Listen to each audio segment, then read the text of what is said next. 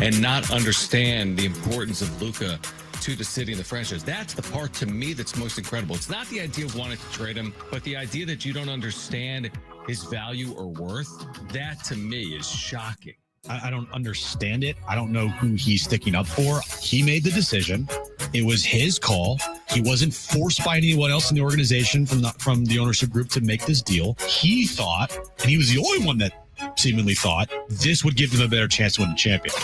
Now, time for Jon and Jim. All right, San Diego, Southern California, what's going on? This is hour one of Jon and Jim with you until 6. Kyle Glazer, Friar Territory Podcast. Great voice on all things San Diego Padres, major and minor leagues, will join us coming up at 2:30 as we get you ready for Game 2 tonight, which has great intrigue, Jim, after the Padres lost yesterday. We get to see the Padres opposite Jack Flaherty for the first time since last year's NLDS, and more specifically, Machado and Flaherty. This was the game that included the quote-unquote infamous sinister sling, the dumbest controversy in baseball history, among the dumbest controversies in baseball history. Thanks a lot, Ken Rosenthal. Yeah, thanks, Ken. Ken. Yeah, you can. So Flaherty Machado in Detroit in front of 10,000 would be my guess, coming up at 6:40 Eastern, 3:40 Pacific. Yeah. I don't think it has the same intrigue, but I'm intrigued nonetheless to see if anything transpires between the two or in this game. It's a storyline. Definitely. Because Flaherty's a hothead. You talk back to Manny. Manny's going to not back down. And so I don't think anything's going to happen tonight, but it is interesting just because the last time we saw Jack Flaherty on a mound against the Padres, it was in Game 2 of the division series last year. And it all started with him barking at Manny at third base, and then Manny tossing a ball over to over Dave Roberts' way, and Dave Roberts fearing for his life. Remember the different angles of the toss of the ball? Like there wasn't video initially, and then they're like, there's press box video. And like that ball was angled towards, it was the dumbest thing. And then if you also remember in the 6th inning later, as that game continued, Flaherty struck out Machado. The Padres led 4-1. I think it was the game they went on to win 10-2. It was, yeah. And he's barking at him. Oh, I know. It's 4-1 Padres. Yep. Like it did. And now afterwards, they both said the right thing. Flaherty's like, he's a competitor. I went back and watched it this morning. Flaherty's like, yeah, we both got, listen, we're both competitors. I respect him. So they kind of said the right things post game, and I don't expect any carryover. It's not the same two teams. It's April, not October. Dodgers got the last laugh, unfortunately, at the end of the season. By the way, I don't want any carryover. The Padres don't have any players. We don't need anything else to transpire over the next 24 or 48 hours. What I want to carry over is the Padres win, because this is the first time they've dealt with adversity, Jim. They've lost 4 of 6. They've lost 3 of 4. Their lineup looks nothing like it looked 3 weeks ago. Nothing like what it looked 3 weeks ago, and that's going to continue here tonight. Machado's DHing actually in this game. He's not playing third. No, he is. As Mason McCoy is in the lineup tonight for the Padres. This lineup doesn't look like October, and it doesn't look like March 27th for the Padres this year. The lineup reads as such. Fernando Tatis Jr. obviously leading off. Thankfully. Yeah. Gavin Sheets is at first base tonight.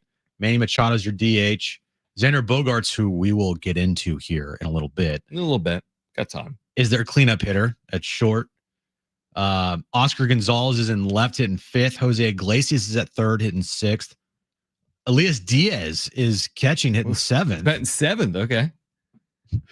Tyler Wade's in center, and Mason McCoy's at second base. Imagine if I told you that their 5 through 9, John, 3 weeks ago would be Oscar Gonzalez, Jose Iglesias, Elias Diaz, Tyler Wade, and Mason McCoy. What would you have said? I'd say, how many games over 500 are they? Well, they would be 10 right now. So, well, they'd actually be 9. Oh, that's all right. They're 9. Tonight. They're 16-7. My bad. Here, if you look at it from the long view, they're 16-7. It's a really nice start. It's still tied for the best record in baseball. If you look at it through like the short view, they haven't played as well over the last week. Understandably, they're dealing with injuries. Detroit's been good. Detroit's 14-9. Yeah, they're we're not seeing team. Tariq Skubal and we're not, and Casey Mize. So Detroit is a good team. They're playing in front of no fans for whatever reason. So it was never going to be. How many times do we say during the 750 stretch? It was never going to be 750 all the time. And now it's not 750. But I'm really not. Not only am I not overly concerned, Jim, I'm not even concerned because I understand they're going to maybe take a step back here in the absence of some of these players. I still believe in the long term for the Padres in 2025. Now it's going to get more challenging because they're not going to be maybe playing 700 baseball over the next couple of weeks. So how do they deal with that as they come back to earth, so to speak? Well, they're going to have guys like Manny and Tatis and, their pitching is along with Nick Pivetta, King, and Cease to all kind of be on their A game here. Because if, Tatis and Manny go 0 for tonight, where does the production come from? I think it's McCoy and whoever else you said. McCoy and Wade and McCoy and Diaz is going to go like 4 for 8 tonight with a couple of dingers. Yeah. Jeez. It's a lineup that definitely is not a lineup that we thought we would see just a couple weeks ago. But as Schulte says, winners find solutions, and they got to find ways to win some games here with a majority of their lineup, injured. Did you find last night discouraging for their offense? I didn't. I scored 4 runs. They got a home run from Gavin Sheets. They definitely left some opportunities out there. First inning, we talked about bases loaded, 1 out, scored 1 run. Martin Maldonado grounded into a double play. They had chances, right, for more than the 4 runs. But it wasn't like, I didn't think last night was anemic, despite the fact that the lineup was less than stellar. So they're good. The point is, like tonight, even with Pivetta on the mound, it's the Jim fact. You're going to need to score. But like Schulte said, I don't know. They're scrappy. I think they can score 3 or 4 runs, and their pitching's been good enough to win with 3 or 4 runs. And that's got to be the formula here tonight, like it was last night. They just, last night Randy Vasquez wasn't good. Maybe there was a reason for it. You read from Kevin today that he didn't travel ahead. He tried to travel ahead, but couldn't get on a plane. Did you read that? Yeah. So that probably played a factor. I had to play a factor. Because usually the hotel 4 a.m. Yeah. Because usually the starter for the next day, if you're in another city, that starter's already in that city. Always in the major league. All the time. Now, with all the day games, no, not as much because you can travel same day. But this is a rare Sunday night game. Like I said last night, I agree with you. Like you kind of disagreed. I kind of disagree. But it might have been a scheduled loss for the Padres. Playing Sunday night baseball, having the injuries, not having your starting pitcher travel ahead. Are you going to win that game? It's hard to win that game. It is hard, but it wasn't like they were, doing a night game and a day game in the next city. That would have been right. It wasn't a 10 a.m. start, right? Yeah, it wasn't. That's true. Yeah. So I look at it as the reason why last night's game was because number 1, Randy Vasquez. Number 2, they had a lot of opportunities offensively, and they just did not come through. First inning, you had the bases loaded, 1 out. You got to score more than 1 run there. And, only putting 1 run on the board there and immediately giving 2 back there in the bottom of the first inning. Randy Vasquez had 0 command. It just made it very difficult on this team last night. But to their credit, put up 4 runs with that lineup. It's pretty decent. Yeah, exactly. That was kind of my point. Like, okay, you score 4 runs. I would have thought they'd be in the game because of Randy Vasquez. And they kind of were in the game. They had the Tiger at the plate a couple of times late. They're going to lose games in series. You've already seen them lose 2 road series. It just happened in Houston. It happened in Chicago. We said this yesterday. We're like, 3-3 trip. It's not that bad. And then we kind of recalibrate. We're like, are they really going to have a 3-3 trip? It requires winning a series in Detroit, and Detroit's 14-9. Like if I'm the Tigers, you're catching the Padres at the perfect time. You are. Literally Injuries, the perfect time. You're not facing Cease or King in the series. Now, again, you're not seeing Scooble from a Padre perspective. True. Yeah. But all in all, like if you expected Randy Vasquez to have a 1.78 ERA for the entire season, you're crazy. You're high. That was not going to happen. You're going to see outings like this from Randy Vasquez. You're going to see outings, obviously, like this from Kyle Hart, which we have seen so far. And it's kind of what you expect out of a 4th and 5th starter at times. Get some good starts here and there. Obviously, you want the better starts to happen more often than not. But, you are going to have starts like last night where he just doesn't have any command. He can't throw any strikes, and he gets lit up, Yeah. And at the end of the year, if Randy Vasquez finishes with a 3.9 ERA, I consider that a success. Yeah, I'm with you. It's more like, hey, if Pivetta can be this like bulldog, not a 4-5, but like a 2-3 this year for the Padres, like he's pitched at home. Yeah. And you can pair that with King and Cease, and now we'll wait on Darvish.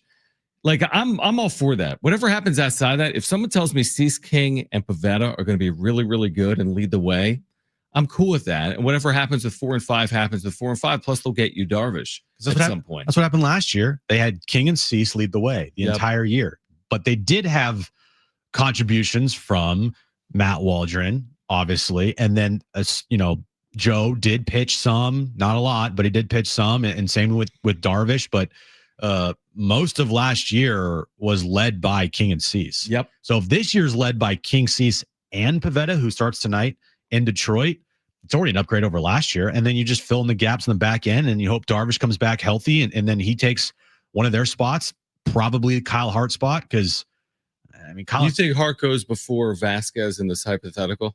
Like whenever Darvish returns, you think Hart goes before Vasquez? I do. I know that Hart's the only lefty in the rotation, but you also have to look who is pitching better. And if when Darvish gets back, let's just say Randy Vasquez is pitching better than Kyle Hart, then Kyle Hart's out. If Kyle Hart's pitching better than Randy Vasquez, then they're probably going to take Randy Vasquez out. Like it's these two guys in the back of the rotation, Vasquez and Hart. Their jobs are not guaranteed in the rotation. They're going to have to continue to prove that they should get the ball every fifth day. I mean, even if they both prove, to your point, one's out. They're not going 6-man. Like if Darvish was ready tomorrow, and he's not, which is a good sign for Vasquez and Hart, but not for the Padres. Right. If he was ready tomorrow, I don't care if Vasquez and Hart are coming off no hitters. One of them is gone. I mean, maybe then you get creative and go 6-man. But probably the guy that threw a no hitter probably be in the rotation. When you have Michael King and Dylan Cease and Nick Pavetta, I don't think you're trying to elongate your rotation to be a 6-man. You want them on the mound more often than not. You don't want them pitching every week when you can pitch them every 5 or 6 days. I wouldn't think. Oh, absolutely. Especially when it might be their final year pitching for you in King and Cease. You're not trying to see less of them. I'm trying to see more of them. I want to maximize everything I have in those guys. So yeah, last night, I don't view it as a scheduled loss. I kind of just view it as, well, the offense had opportunities. They didn't come through. Randy Vasquez, fourth starter on this team, just did not pitch well. And the injuries are something that you hope doesn't continue to wear on this team going forward. Because like lineups that we're going to be seeing here for the next week or so are not going to be pretty.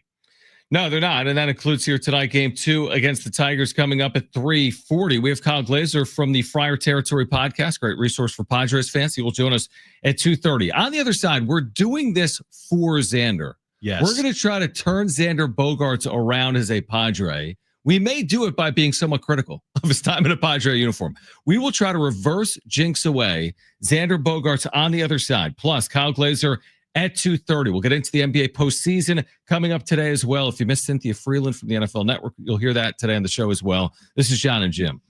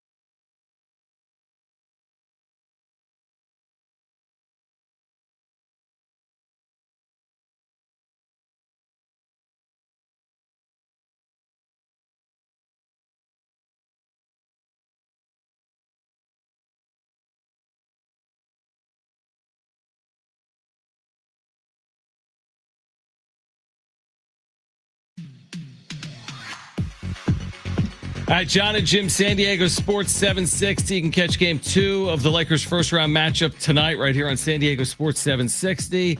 Lakers T-Wolves, 7 p.m. Pregame at 6:45 right here on your home for Lakers playoff basketball in San Diego.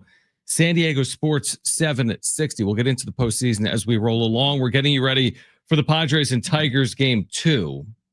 We have said repeatedly over the last week or so, either here or on the wrap-up show, we're like, when we go down the Xander rabbit hole, the Xander Bogaerts rabbit hole, we're like, this isn't about bashing Xander, and then we proceed to like bash him for 10 minutes. Right. So let's do that again here. So Xander Bogaerts is not the reason why the Padres have lost 3 of 4 or 4 of 6. He's also not the reason why they're 16-7 right now overall, tied for the best record in baseball. His numbers aren't jumping off the page either way, Jim. He's not hitting 100. He's not hitting 400.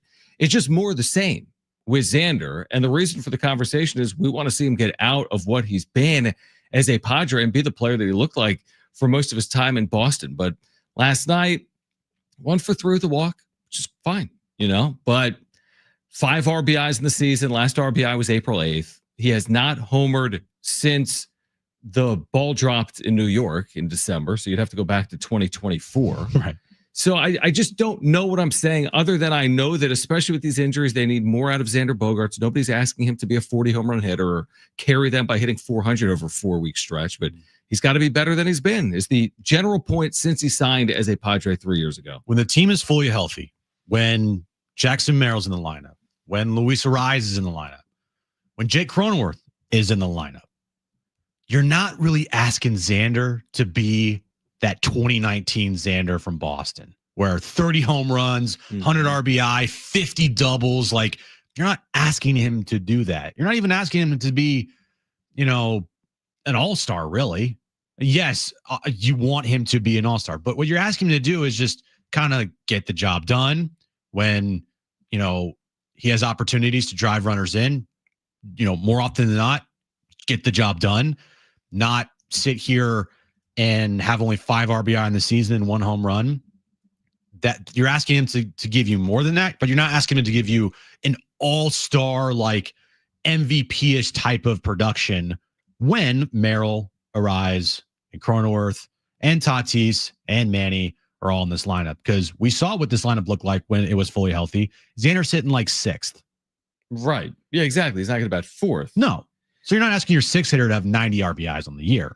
No, but like all I'm asking is if he's been in the big leagues for the last decade, I'm not looking for his best year or his second best year or his third best year or even his 4th best.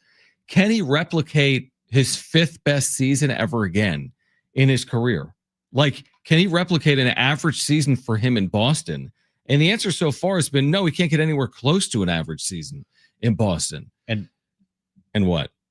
Continue. Yeah, no, that's just my point is, and by the way, you can't judge someone off 23 games, and some of the numbers are going to mislead you. I've been told before, well, did you see him in 2023? The guy was great. He had a 4 WAR. And I'm like, well, no, they were under 500. He did all of that in September. That can't be enough to justify that contract, what he did in September of 2023. Yeah, the 2023 argument, I will argue that till I'm blue in the face. It was not a good year for Xander. Mm-hmm. I watched every game. Was not a good year. Right. 2024 was also not a good year. There were injuries in there as well, but I mean, he's yet to be impactful, really, if at all, with this team in a long stretch. Like, he has impacted some games. I'm not saying he's never impacted wins at all, but he is not doing it at a level that you want to see from him. And when guys are out of the lineup, like Merrill and Crony and Ariz, and now Xander's vaulted up into the, cleanup spot, guys got to produce, right? That's what you want to see from him. And you just haven't seen it from him yet. Yeah, he's getting some doubles. That's great. But when is he gone? And show me the game. I would love to see it. When is he gone? Like 2 for 4 with a 3-run home run and an RBI double, and the team won 4-2. Yeah, like I'm seeing in the chat, like this one viewer, and he's like, well, he's 5th in the National League amongst shortstops and OPS, and 4th in on base percentage. Stop.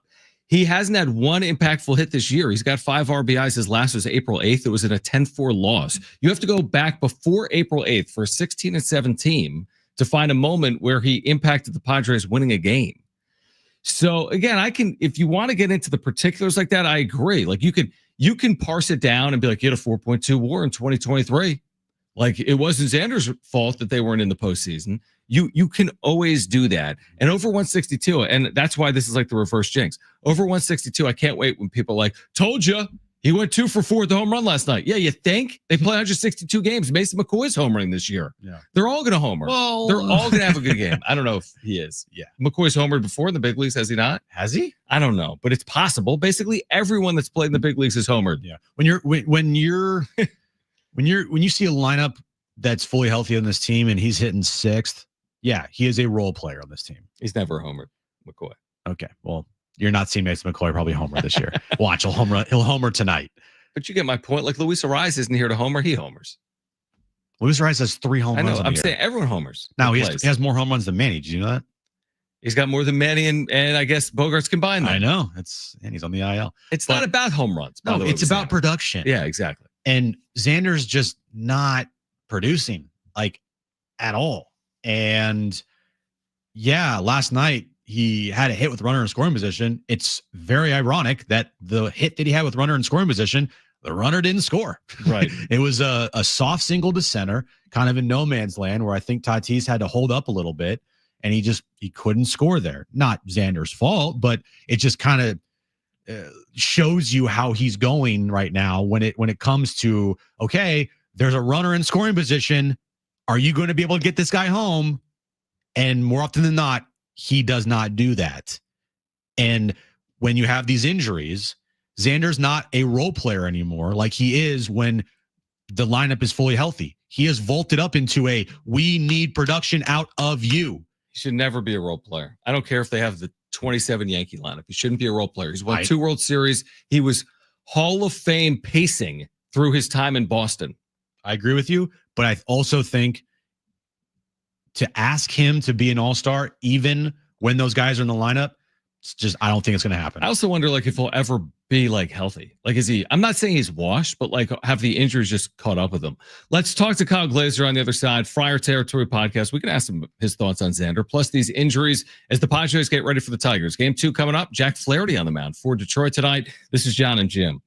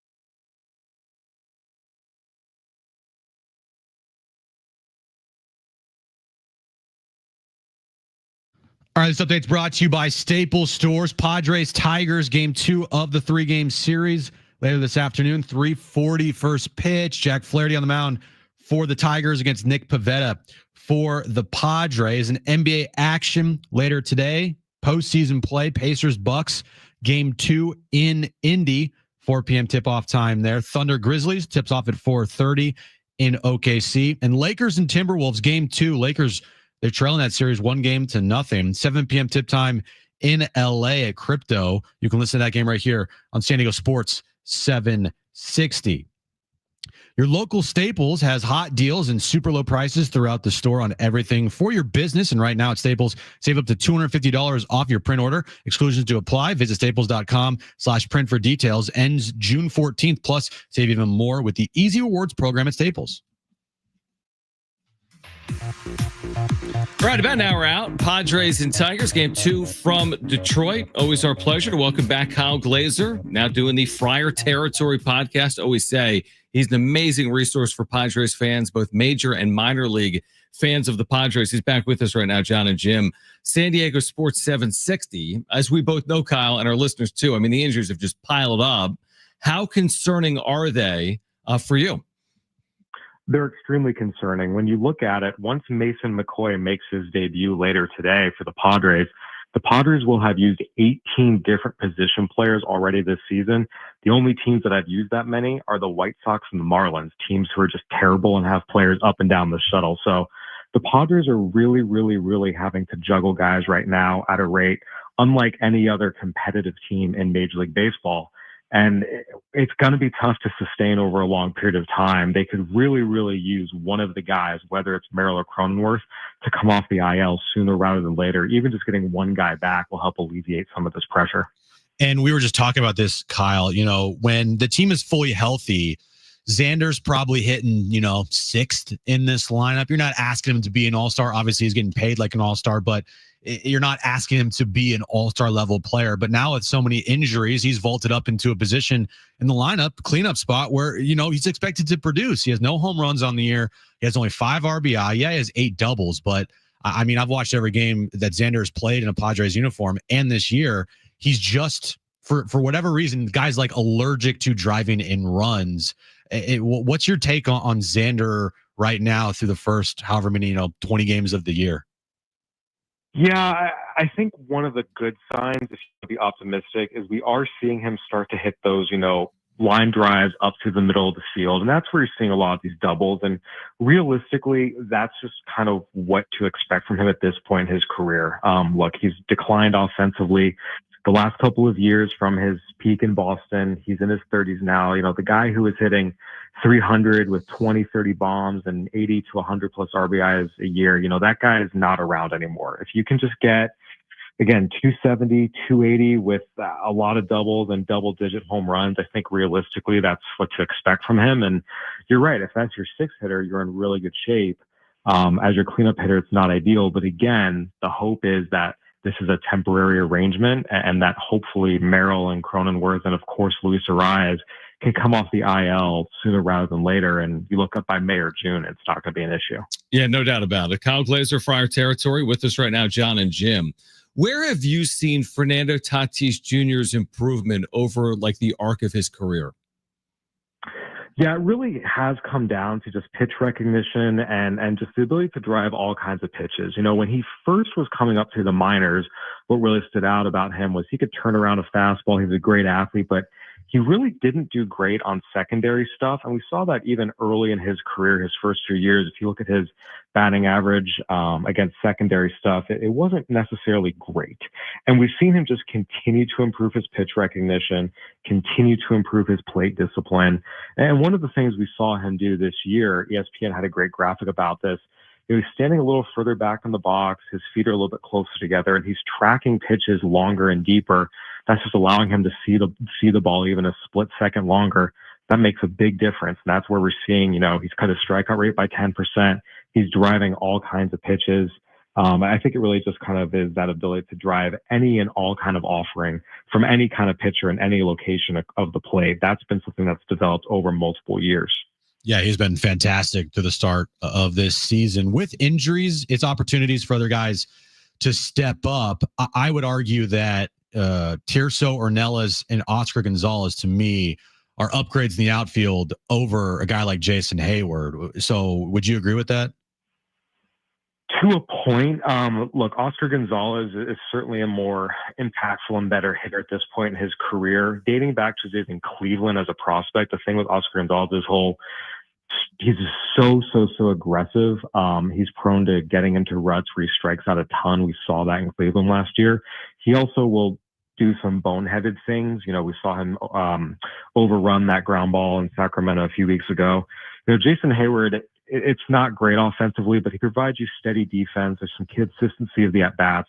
Gonzalez, it's a little more up and down. You're not quite sure what you're going to get any given day, but when it's good, it's really good. Tirso Ornelas, you just give him credit for how much he's grown and developed over the years. Realistically, most evaluators still see him as kind of a bench guy, not someone you want playing every day because he'll get overexposed a little bit, especially against higher velocity pitchers. He's just a bigger guy and his swing can get long and slow at times. But, you put him in the right matchups, he'll give you some left-handed power off the bench, and he's adequate in both corners. He's not great, but he's adequate. So I'd say there's value for both guys. I will say between Hayward, Gonzalez, and Tirso Ornelas, the truth is none of those three are guys you really want starting for you if you're a playoff caliber team, and the Padres could use an upgrade in the corners at some point during the season. That's really good insight. Kyle Glazer with us, Friar Territory with us right now on Jon and Jim. I'm curious, Kyle, because you've spent a lot of time covering minor league baseball, and I want to say maybe Ethan Salas right now is the youngest player in AA, and the sample size is so incredibly small in the minors right now for Salas, either career or this year. I think he's played 10 games this year, and he's hitting sub 200. So my question for you, is there any reason to either even react or even overreact to Ethan Salas's lack of production offensively, whether it be for 10 games this year or for what he's done as this young player in his career? The reaction is, and I've said this for years, back to when he was at Lake Elsinore and I was at Baseball America. Mm-hmm. The concern is that the Padres have rushed him to levels he's just not physically ready to compete at. And that has started to affect his development. When he was at Lake Elsinore back in 2023, he debuted as a 16-year-old and then turned 17 a few days later. He needed to stay there. And the Padres promoted him out of there. He'd really just had one good month. Physically, he just had so much development ahead of him. They moved him up to Fort Wayne and then again to AA, which was, frankly, I thought just malpractice. He was nowhere near ready for that. Sending him to Fort Wayne last year to deal with the freezing cold when he was still 18. He really needed to go back to Elsinore last year, not Fort Wayne. And right now he's at AA. He really needs to go back to Fort Wayne because he didn't do very well there last year. The Padres have consistently pushed him up levels that he's not ready to be at. And really every year of his career, he's been put at a level when he needs to be a level lower. Again, this is still an 18-year-old. He's 19 now. Well, it's his age 19 season. He's still 18 years old in AA. He's just not physically ready to compete against the guys he's facing, and he needs to be given time against more age-appropriate players. Interesting. The other top prospect in this organization, Leo DeVries, he's hitting, I believe, 217 this year. Averages are averages in the minors, and he's such a young player as well. Do you feel the same way about him, or what's your thoughts on Leo DeVries and his development so far? Yeah, I'll say with him in general, it's always a good idea to completely throw out the first 6 weeks of stats in the Midwest League just because it's so cold up there. Mm-hmm. Could he have used more time in Lake Elsinore? Did they push him a little fast? I do think so, but he's getting a little more physical. I can see the argument for putting him in Fort Wayne. It's still an aggressive move, and I would say wait until the weather warms up. Again, the first 6 weeks in the Midwest League, everyone is half frozen. I really caution against looking too much into stats really up through about Memorial Day up there. I'm curious to get your thoughts on the Arise play. I know it's been 2 days. I know he's on the IL. Nothing's going to change. But because of just your insight on the sport, like, did you have any, what was your reaction to the way the play transpired? Not the injury. Injuries happen, but did you take any offense for the way it played out or not? Oh gosh, no. Yeah. I mean, that's just a bang play. Yep. Things are moving quickly. No one did anything wrong. There's nothing dirty. Just Look, this is sports. Collisions happen. Unfortunate incidents happen. I mean, Mauricio Dubon and the Astros were very, very concerned. This is just, these things happen so quickly and it's unfortunate. But no, there's nothing dirty whatsoever. It happens, unfortunate. And now I think it just hopes that Luis Arias, can heal up independent of, what he means to Padres, which is a ton. This is one of the top 20 or so hitters in all of baseball. He's the best pure hitter in all of baseball. And I say, what he does combined, I think he's a top 20 offensive player in baseball, just given his skill set. But just for his quality of life and well-being, it's a very scary moment. So you just want him to heal up and get ready. But yeah, there's nothing wrong with that play whatsoever from any angle. We said the exact same thing, and there was so much interaction and chatter on it, which makes sense. It's social media. The game's nationally televised. It was a collision. We get the reaction, but we said the exact same thing. Kyle, always appreciate the insight. We appreciate you hopping on. Continued successes with Fire Territory, and we'll do it again soon. Sounds good. Thanks for having me, guys. All right, great stuff from Kyle Glaser. We will react to that on the other side. Coming up at 5 p.m., we'll get into last night for the Clippers. How about that game against the Nuggets? Farbad Esnashari, he's been with us before. He'll join us at 5 p.m. from Sports Illustrated. Stay with us, Jon and Jim.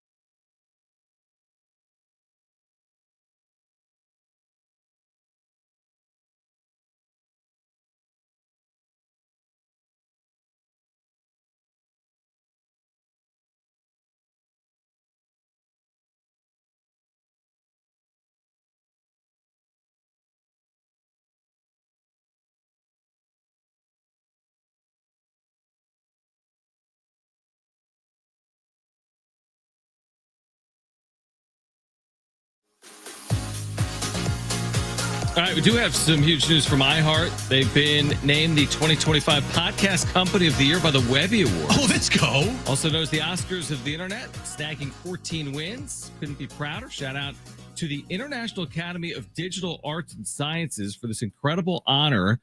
You can find all those award-winning podcasts on the free iHeart Radio app, so go check them out now.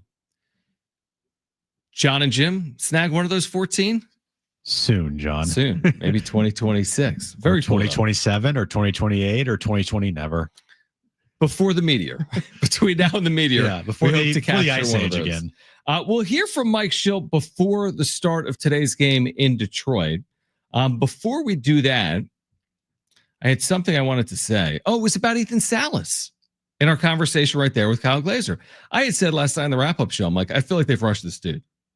Well, yeah, the guy's hitting 188 in the minors. And is like 10 years old. And he's only had one good stretch of baseball at the plate. Defensively, I think people will rave about his defense behind the plate. But even then, it's like to promote a kid so young that still hasn't developed his bat yet and just throw him into the fire.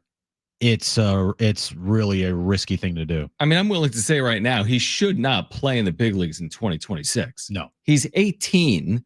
Let him go have a good year. If he has a good year in AA, then have him have a good year in AA or AAA again next year. And then he can make his major league debut as a 20-year-old in 2 years. What is the rush? What they've done with veteran catchers that are defense first has worked. The Nolas, the Higgies, who got offensive production for you, but now Martin Maldonado, Elias Diaz. That's what they're prioritizing. If they wanted offense, which they're not getting from Ethan Salas, Luis Campisano would be here, but Campy isn't here, and he is providing offense. So I say, to the point of Kyle and to your point, let him develop. What is the rush? Yes, you paid him a lot. Yes, you're proud of him as one of your prospects. Let him develop properly. There is no rush to get him to the major leagues. And the thing, we talked about this last night with Campy as well. Just look at their actions. They are done with him. If they were at all having a vision of Campisano helping this team out, he would have been on the opening day roster. He would have beaten out either Elias Diaz or Martin Maldonado. They do not trust Campy. It is very clear because guess what? He's not on the active roster. So because of that, that's all you need to know about what their feelings are on Luis Campisano. You mentioned if he continues to put up big numbers in the minors, don't be surprised that during the trade deadline, his name is being floated out there in trade conversations because, a lot of teams will be looking for a catcher that can, have some pop and give you a nice, put up some numbers behind the plate for you. But for whatever reason here in this organization, like it feels like that ship has sailed. Yeah, it's almost like he's been what's the buried? He's in the doghouse. He's buried, yeah. And I do think maybe he has a chance to prosper in another organization. I almost hope he has that opportunity. He's still relatively young by catching standards, and he can hit. But again, to your point, if they wanted him here, he would already be here. Right. So they've made that determination, and they're not going to carry 3 catchers. Nope. I mean, maybe they could in September. You could wait that off, but he wasn't here last year in the postseason either, and there's a reason for that. All right, let's hear from Mike Schilt. This is in the pregame media scrum. We have this, Brent? Mike Schilt talking about this matchup, Jack Flaherty opposite Nick Pivetta. Yeah, really excited to watch Nick pitch. He's throwing the ball very, very well for us. He is a good competitor. All our guys compete well. They compete in their own ways. Nick's a fiery guy, and he gets into the competition. I love it. He's throwing the ball very well for us, and excited tonight. He seems to be able to have that sort of passion and emotion on the mound without it distracting. It's not always an easy thing to do. Yeah, it's how you channel everything, right? What can work for you can occasionally work against you. But we noticed with Nick is everything he does is, under control with aggression and intent. Manny getting a day off the feet, doing the DHing. How much of a luxury it is to have somebody like Iglesias that you can put over there? I know you got a pretty solid third baseman there too. Yeah, absolutely. I mean, Hosey's been able to do a nice job on a lot of levels for us, but him being able to bounce over to third base, not miss anything is very important. Get Manny off his feet. End of a road trip, turnaround game tomorrow. He's been getting after it. Manny has his fastest sprint speed yesterday, home to first on a tough travel day. So He's doing a really great job. Been on the bases a lot, so good day to just let him DH. I know we've talked about it a lot, but Gavin Sheets just continues to step up and do whatever it is that you guys seem to ask him to do. How impressive has he been continuing to be for you? Yeah, he's impressed from really the beginning of spring training. It hasn't stopped. So, really pleased with what Gavin's been able to do. He's been a big part of this club, and we're excited to have him in there. I didn't quite see how much intensity he was going with today, but what did you do? Where's he? Find out more about the intensity level. Talked about it before his side about him being able to throw, and he feels like he's in a really good place. Again, their recovery is important, but I'll get more information on how aggressive he was with it during the side. But everything's pointing in a positive direction for Darvish. It seems like that's kind of been checking boxes every step of the way. Like it's been trending in the right direction. It's been trending quite a bit in the right direction. As we would expect, we're letting you drive a lot of it. A lot of experience, knows his body. But he's in a good place, and the progression is taking place. Has been positive.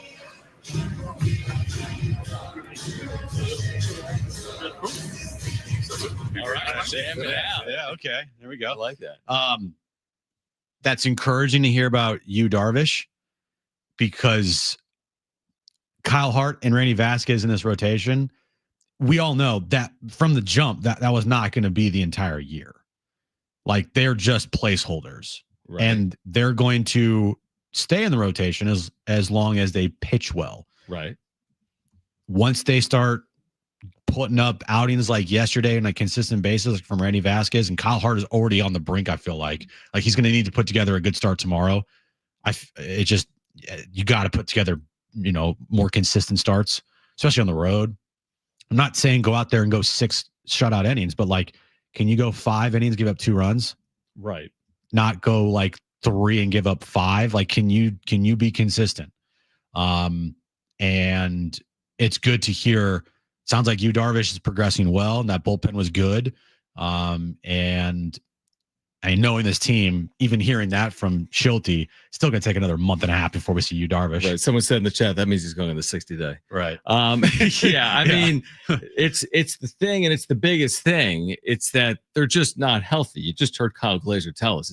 It's a massive concern, the state of their overall roster right now. I mean, you can't put it any more plainly than that. It doesn't happen in professional sports that you just keep missing key pieces and keep winning at good clips. Right. So the good news is, this is a true horse race. You're very early. You could fall a game or 2 or 3 back and then make a game or 2 or 3 games up. You're going to jockey for position all year. They're not going to fall 12 games under 500, hopefully. But where I would get concerned is if Merrill continues to play out and doesn't return sooner rather than later, if Arise doesn't return sooner rather than later, if the Darvish thing is slow played, I just want to see these guys get healthy. And it felt like every single player that was going on the IL, it'll be 10 days. Oh, it'll be 7 days. And I have no idea if that's going to be the case or not with these quote unquote short-term injuries they're dealing with. When it becomes 3 or 4 weeks, is that really short-term, I guess, becomes the question. I just don't have any trust in this organization when it comes to, them relaying injury news through the media to the fan base. I just don't have any trust. And that's why I say I'll believe it when I see it with a lot of these guys. You, Darvish, there's no way I can just all of a sudden look at a schedule and be like, okay, Darvish is going to be back this date. Or I feel like he's going to be back this date. Because they're going to slow play it.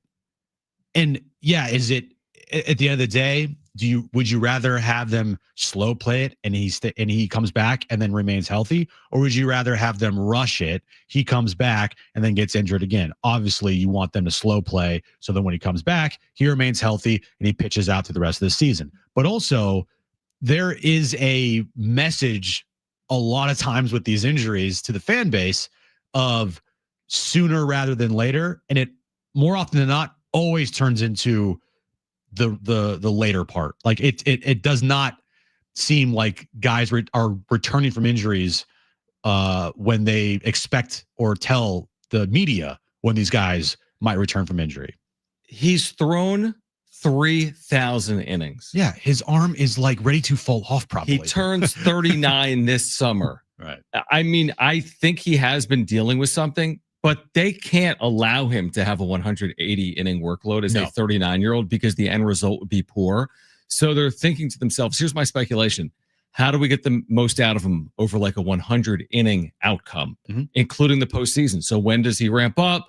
When is he available? When is he not? I mean, he hasn't been fully healthy here, as we all know. This guy's a brilliant pitcher. He's going to go down as maybe the best Japanese pitcher of all time, but he's thrown 3,000 innings, and the end is coming for Yu Darvish. He's not going to see out this contract, Jim. He's got 4 years left in the deal. He's not going to see out this contract. So you want to maximize Yu Darvish right now when you have a chance of hopefully getting to the postseason again in 2025. It was already rumored when he signed the contract back a couple of years ago. He said it. That he probably was not going to finish out this contract. Right.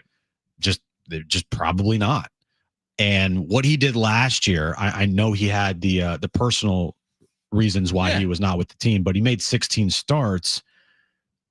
You're kind of looking at that. Like you said, maybe they're looking at like 16 to 20 starts here. You get 80 to 110 innings pitched, and then you're healthy for the postseason, because what he did in the postseason for this team, how he pitched in that Dodgers series, he was fantastic. And if they advanced, he was going to be a huge part of their run to potentially a World Series, because he was pitching great. He looked fresh. That Game 5 start in LA, he was excellent. He had 2 mistakes. Solo home runs. To Teoscar Hernandez and Kike. Yep. And that was it. Everything else, it was masterful. And he was going to be a huge part of their run. So kind of that's, I think, the long-term play with Darvish is like getting to that spot again with him, where if and when, hopefully, they're in the postseason, he looks like he did last year, and how he looks and how fresh he looked last year, and hopefully they can get there. Yeah, somebody was like, hey, he threw 80 innings last year. He can't throw 160 this year. That just doesn't make sense, even if he's healthy. That's how I see it. All right, much more on Padres Tigers on the other side. 3:40 is the first pitch time. Hour 2, Jon and Jim next.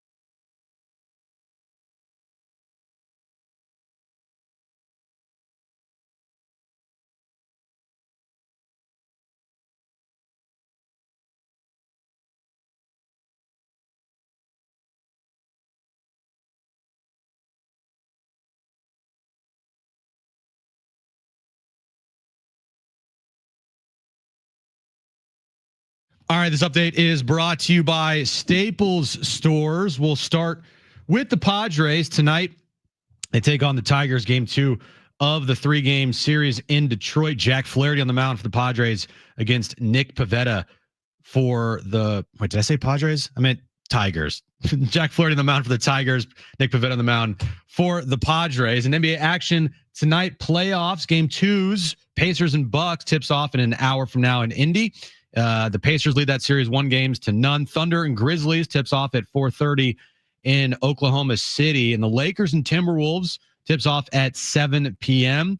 The Timberwolves have a 1-0 series lead there. You can listen to that game right here on San Diego Sports 760. Your local Staples has hot deals and super low prices throughout the store on everything for your business. And right now at Staples, save up to $250 off your print order. Exclusions do apply. Visit staples.com/print for details. Ends June 14th. Plus, save even more with the Easy Rewards program at Staples. Previously on Jon and Jim. How could you be the general manager of the Mavericks and not understand the importance of Luka to the city and the franchise? That's the part to me that's most incredible. It's not the idea of wanting to trade him, but the idea that you don't understand his value or worth. That to me is shocking. I don't understand it. I don't know who he's sticking up for. He made the decision. It was his call. He wasn't forced by anyone else in the organization from the ownership group to make this deal. He thought, and he was the only one that seemingly thought, this would give them a better chance to win a champion. Now, time for Jon and Jim. All right, San Diego and Southern California, what's going on? This is hour 2 of Jon and Jim. We will catch up at 5 p.m. with Farbad Esbashari, Sports Illustrated. He has covered the Clippers for a long time, and we will get into the Clippers, the L.A. Clippers. I don't know if you saw that game yesterday, Jim. They played a basketball game in Denver. It's so far the first round series, or the series of the first round. Yeah, and I want to take a second because there's been a lot of people to vilify Kawhi over the years because he doesn't play. What a superstar ever. He's been hampered by injury. Yeah. Well, I would spin it this way. How many players that have dealt with the significant injuries that Kawhi Leonard have dealt with have ever rebounded to have this level of effectiveness? He has still had some brilliant moments in a Clippers uniform, including last year in the regular season before he got hurt. He was terrific. And now what he did yesterday, where you just put your team on your back in a road playoff environment and play basically perfectly, like as good as you can possibly play, will your team to a win on the road, which now positions you to be the favorite in the series. They've stolen home court from the Nuggets. They're now a favorite to win that series. Like Kawhi Leonard, you just got to appreciate him for who he is. He's never going to be the glitz and glamour of some of these other players in Los Angeles. And by the way, he doesn't want it. If you just appreciate him for who he is, the brilliance of his basketball, the type of player that he is, that's all you should be doing with Kawhi. And I don't know how it ends. I don't know if he gets to another NBA Finals. I don't know if this is the best or there's more to come moving forward in this playoff round or not. But I just appreciate it because, again, he's been down and out. So to see him play like this, like easier said than done is what I would say. It's funny. Someone in our YouTube chat, by the way, if you are not following us on YouTube, what are you doing? Go follow us on YouTube at Jon and Jim 760. We stream every show on YouTube. Lav S says the NBA is dead. Ratings are awful. Well, Lav S, you are wrong. The 2025 playoffs delivered the most watched opening weekend in 25 years, averaging 4.4 million viewers, up 17% last year. So you're just factually wrong. Anyway, Kawhi last night, he was incredible. 15 and 19 from the field. He was 4-7 from 3, 5 for 5 from the free throw line, 39 points, 5 assists, 3 rebounds, played 39 minutes. He was incredible. Amazing. Incredible. At one point, I think he was, 13 for 13 from the field? I think 13 for 14. 13 for 14, yeah. But every big shot he made, his efficiency level was off the chart. That series so far has been incredible through the first 2 games. Back and forth. I kind of thought that series would be a back and forth series. I still think the Clippers are going to win that series. I have the Clippers as a team that I think they can make it to the Western Conference Finals, to be honest with you. I think they're that good if Kawhi's playing at this level. Again, it's like, it's not to do the full dissection of Kawhi's career right now, but I just don't understand when people, for whatever reason, have angst toward him. Like he owes something to you. Like He just is who he is, and he's never changed in that regard. Am I right with that? He's never been overly outgoing. He's never been someone to comment on social media. He's never been anyone other than himself. The only thing that he's been dealing with is injuries. Like, he's had to overcome injuries. And if you want to be upset because of load management and the way he's treated his body over his NBA career, okay, then be upset with it. But it's his career. It's his body. And the results speak for themselves. When he's been on the floor, he's going to go down as one of the better players of his generation. He's not LeBron James, but he's going to go down as one of the better players of his generation. And the results speak for themselves in the postseason, whether it's San Antonio or Toronto. Enough said. He's Kawhi Leonard. He doesn't have to be anyone else. He's never going to be Luka Doncic. He's just a different player, and you either appreciate it or you don't. I know you saw this last night. I still don't know. Did Shaq poop his pants or not? I don't think he actually did. Nice segue. I know. Well, there's no other way to segue to that than what I just did. But it's that type of stuff that we're going to be missing with Inside the NBA. We're not missing it. It's not going. I know, but maybe we're not going to get that, because that's like I don't know if his bowel movements will change on ESPN. Dude, they're going to use the same studio. That was such a wait, hold on, wait, did he just go number 2 in his pants there? That was I still think the highlight of the night was Kawhi. No, that you're right. On the basketball court it was, but the viral moment of the night is Shaq literally getting up during the mid segment. I gotta leave. It's possible. It's possible he pooped his pants. It's possible. Stay tuned for. Is it the first time someone pooped their pants on live television? Probably not. Truthfully, TV's been around a long time. It has been, but has anybody during a live TV segment got up mid segment to go to the bathroom because they're about to? I think go number 2. Pierce. Well, that's not like he left. I mean, yeah, I think he did, right in a wheelchair. I know, but he didn't. He it was an injury. He didn't get up. He didn't take a basketball and put the basketball down and just walk off the court. I don't remember it fully. It's been a while, but you may want to Google it. Okay, that's allegedly though. This is alleged too. This is alleged too. By the way, tonight, because you can hear it on San Diego Sports 760, the other team in LA, they don't get near the acclaim, the Lakers. You can hear it tonight. That one team on San Diego Sports 760. I mean, let's face it, it's must win, right? Are they going down 2-0, going to Minnesota and win that series? Probably not. That's a lot of adversity. Minnesota's good, right? This isn't just some random team. I think we had Alan Slewa say last week they really match up well with the Lakers. He was concerned about it. I think they have to win. I don't see the Lakers going down 2-0 at home and winning that series. So must win tonight for the Lakers. Yeah, I think they're going to blitz the Timberwolves tonight. I really do. It's one of those you're the top seed in this series. You have you lost home court now with the Timberwolves win in game 1, but I just envision tonight the Lakers blitzing them. I would not be surprised. You look up the first 8 minutes of the game, Lakers are up 26-12. Yeah, something like that. They're going to blitz them this game. But if this is a close win for the Lakers, I think the Timberwolves have a chance in this series. Does anything change? Does an ounce of anything change if the Lakers lose this series? The conversation about Luka and the trade. Does anything change?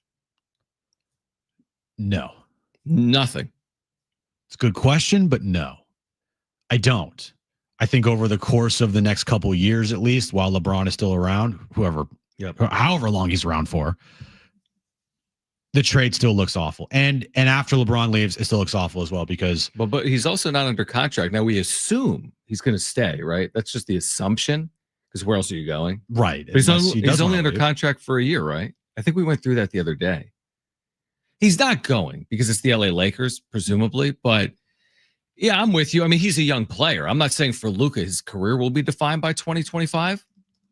But I mean, wasn't the expectation LeBron's not getting younger either. So your best chance to win. They played well in the second half. They've been one of the better teams in the West. They have. Don't they need to make a run in the West with Luka? The thing with Minnesota that is going to give the Lakers problems is their size. And I know that if Rudy Gobert is out there, it can be viewed as a mismatch for the Timberwolves because they can just put him in pick and rolls and whatnot and get him out of the paint. But if not, I mean, they're going to have problems. They don't really have a rim protector. Anthony Edwards can get to the rim whenever he wants.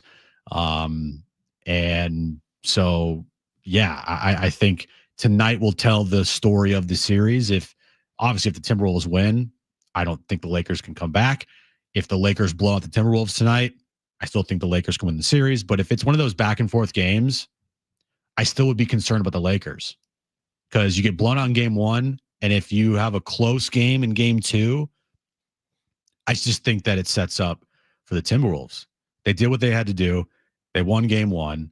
Now the Lakers need to come back. They need to put together a performance like the Timberwolves put together in game one. And then if that happens, I think the Lakers can win this series. But if not, it might be a little trouble for the Lakers. The dream for the NBA is Thunder Clippers, in my opinion. The Clippers have all those stars. They're still in LA. And then Lakers Warriors.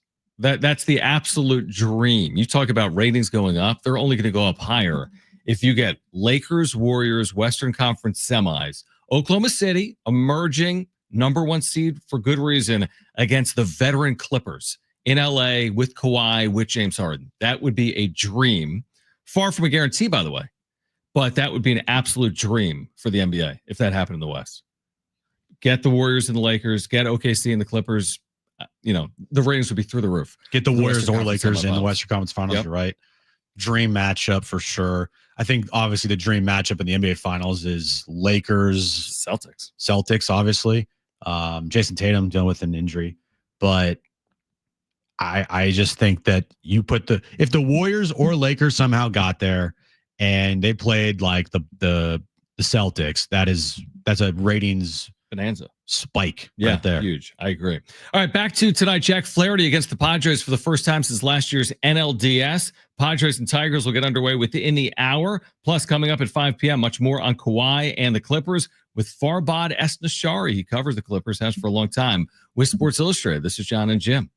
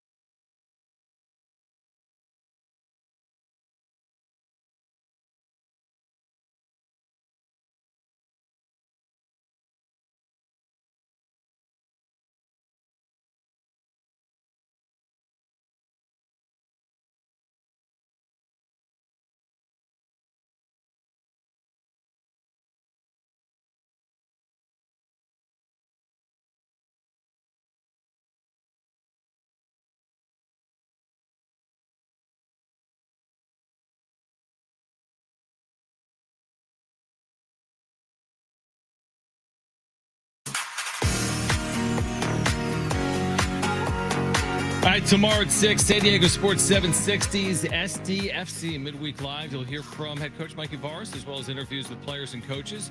You can find out the latest club and MLS information, hosted by Darren Smith. SDFC Midweek Live every Wednesday at 6 on your home for SDFC San Diego Sports 760. Jon and Jim with you. We are here until 6.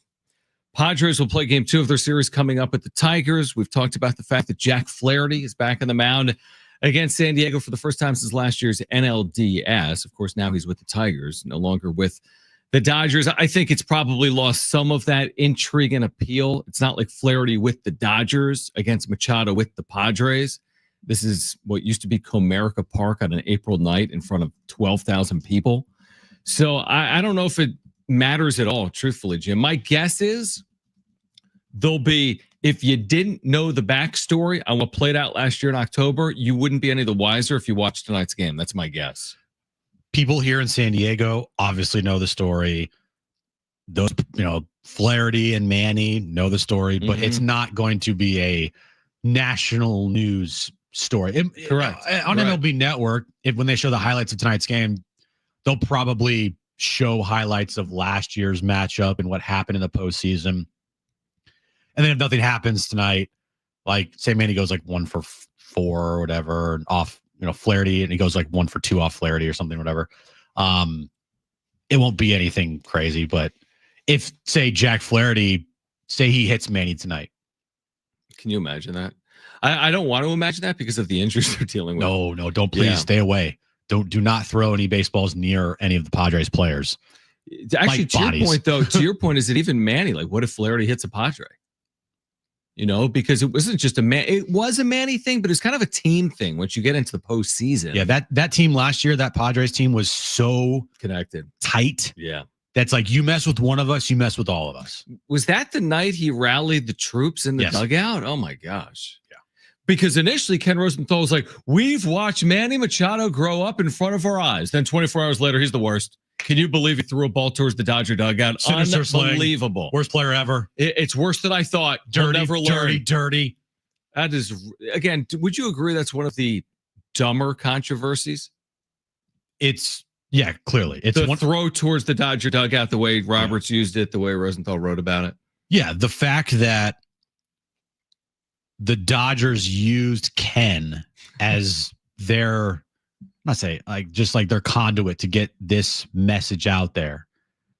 For Ken, it was it was the lowest moment of his, career, in my opinion. The fact that he did the Dodgers bidding and did exactly what Dave Roberts wanted him to do was, just made his credibility sink to another level. The worst part about it for me remains but they didn't get the last, either the Dodgers got the last laugh or Rosenthal's no worse off for it. He would have looked foolish if the Padres won that series going away. He looks foolish no matter what. Yeah, in my opinion, here maybe. I don't think anywhere else is. No, because baseball's not a national sport. It's a regional sport. But even with it in the postseason, only people here in San Diego remember what Ken wrote about and how he, did the Dodgers bidding. James in our chat on YouTube made a good point to start the show. And it's an interesting thing to think about. So do you remember what the score of that game was after the throw over? The sinister sling from Manny at that time? I don't. I know when Flaherty was barking at him, it was 4-1 Padres. That was what I wanted to know. So Padres won that game going away. 10-2. 10-2. What if Manny never threw the ball over to Dave Roberts? Then Dave Roberts doesn't have an opportunity to use Ken and to get this message out of how Manny's a dirty player, because we know Dave Roberts said it after the series. He was looking for something to give his team an edge, and that was what he found. And if Manny never did that, where does where does Dave find that edge for his Dodger team? Are you asking if Manny Machado never loops a ball towards the Dodger dugout in game 2, do the Padres win the series? I'm kind of asking that, yeah. I think it's probably a bridge too far. Probably, but it's interesting to think about. It is. And what I thought did in the Padres wasn't that because they won game 3. I would have been more convinced that did them in if they led 2 games to none than lost 3 straight games. That would have then, to me, been a telltale sign. Yeah. That's not what happened. And even the 24 inning thing, the reason I think it's actually kind of a fake narrative is who cares that they didn't score runs after winning in game 3? Like some of the 24 innings is like, well, they didn't score after the Tatis homer in game 3. Well, they won the game. Who cares? We never come on the air after the Padres, if the Padres won 9-0 tonight and they scored all 9 runs in the first inning, you'd be like, and scored last 8 innings. No, they won 9-0. I think the 24 inning thing, okay, it's you got shut out in games 4 and 5. That's the story. The 24 innings, who cares? They won game 3. Like I think the 24 inning thing is bogus. Mm-hmm. I think getting shut out in game 4 and 5 isn't bogus. But it's interesting to think about, like, what if? I don't know. You're right. I don't know if the series changes. Maybe it does. I think it has to in a little bit, right? How though? I don't know. Does Darvish, like, I'm trying to think back. Like I watched game 5 and the Padres were like, they Forgot how to play baseball. Yeah, they offensively fell over like they were paper. You know, like it was. They had no fight. None. But I don't think that has to do with Ken Rosenthal from 96 hours previously. I don't know. It's a good question. It's one of those things you'll never know the answer to. Because we know that piece by Ken made its way around that clubhouse to the point where they said, Ken, you can F off, buddy. You're not allowed in here. I know, but that's my point. And it had no impact. If anything, it hurt the Padres. Like, hey, haha, you're not allowed in our dugout. Well, haha, you didn't win anything. Right. But I'm just saying, if that article is never written and that us against the world mentality from the Dodgers, which was we're the underdogs, which is ridiculous. You know, that's something that Dave Roberts said that he was trying to do with his team. And he didn't think what Manny did was a problem, but he portrayed it as a problem to the media and got Ken on his side and got Ken to write that piece. Which is a long way of saying they got the last laugh.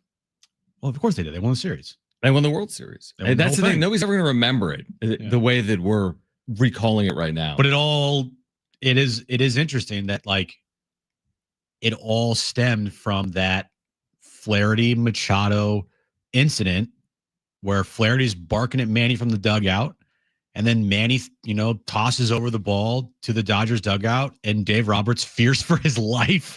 Right. And it turns into the sinister sling, and it becomes a huge narrative and a huge talking point in that series. True, but I'll make a point on the other side that I think is relevant as well. All right, with you until 6. Stay with us, Jon and Jim.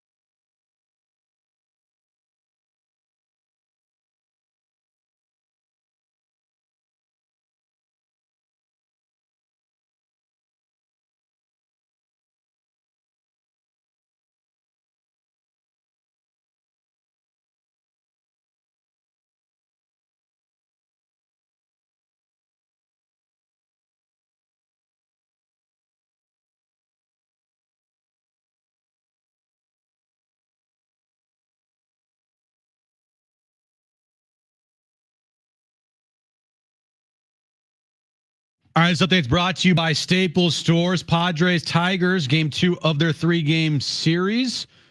First pitch, moments away in Detroit. Jack Flaherty on the mound for the Tigers against Nick Pivetta for the Padres. And NBA playoff action tonight. Got a full slate of games. Pacers and Bucks, game 2 tips off at 4 p.m. in Indy. The Pacers lead that series 1-0. Thunder and Grizzlies, game 2. Tips off at 4:30 in Oklahoma City. And Lakers and Timberwolves, game 2 of that series, tips off at 7 p.m. Timberwolves have a 1-0 series lead there. You can listen to that game right here on San Diego Sports 760. Your local Staples has hot deals and super low prices throughout the store on everything for your business. And right now at Staples, save up to $250 off your print order. Exclusions do apply. Visit staples.com/print for details. Ends June 14th. Plus, save even more with the Easy Rewards program at Staples.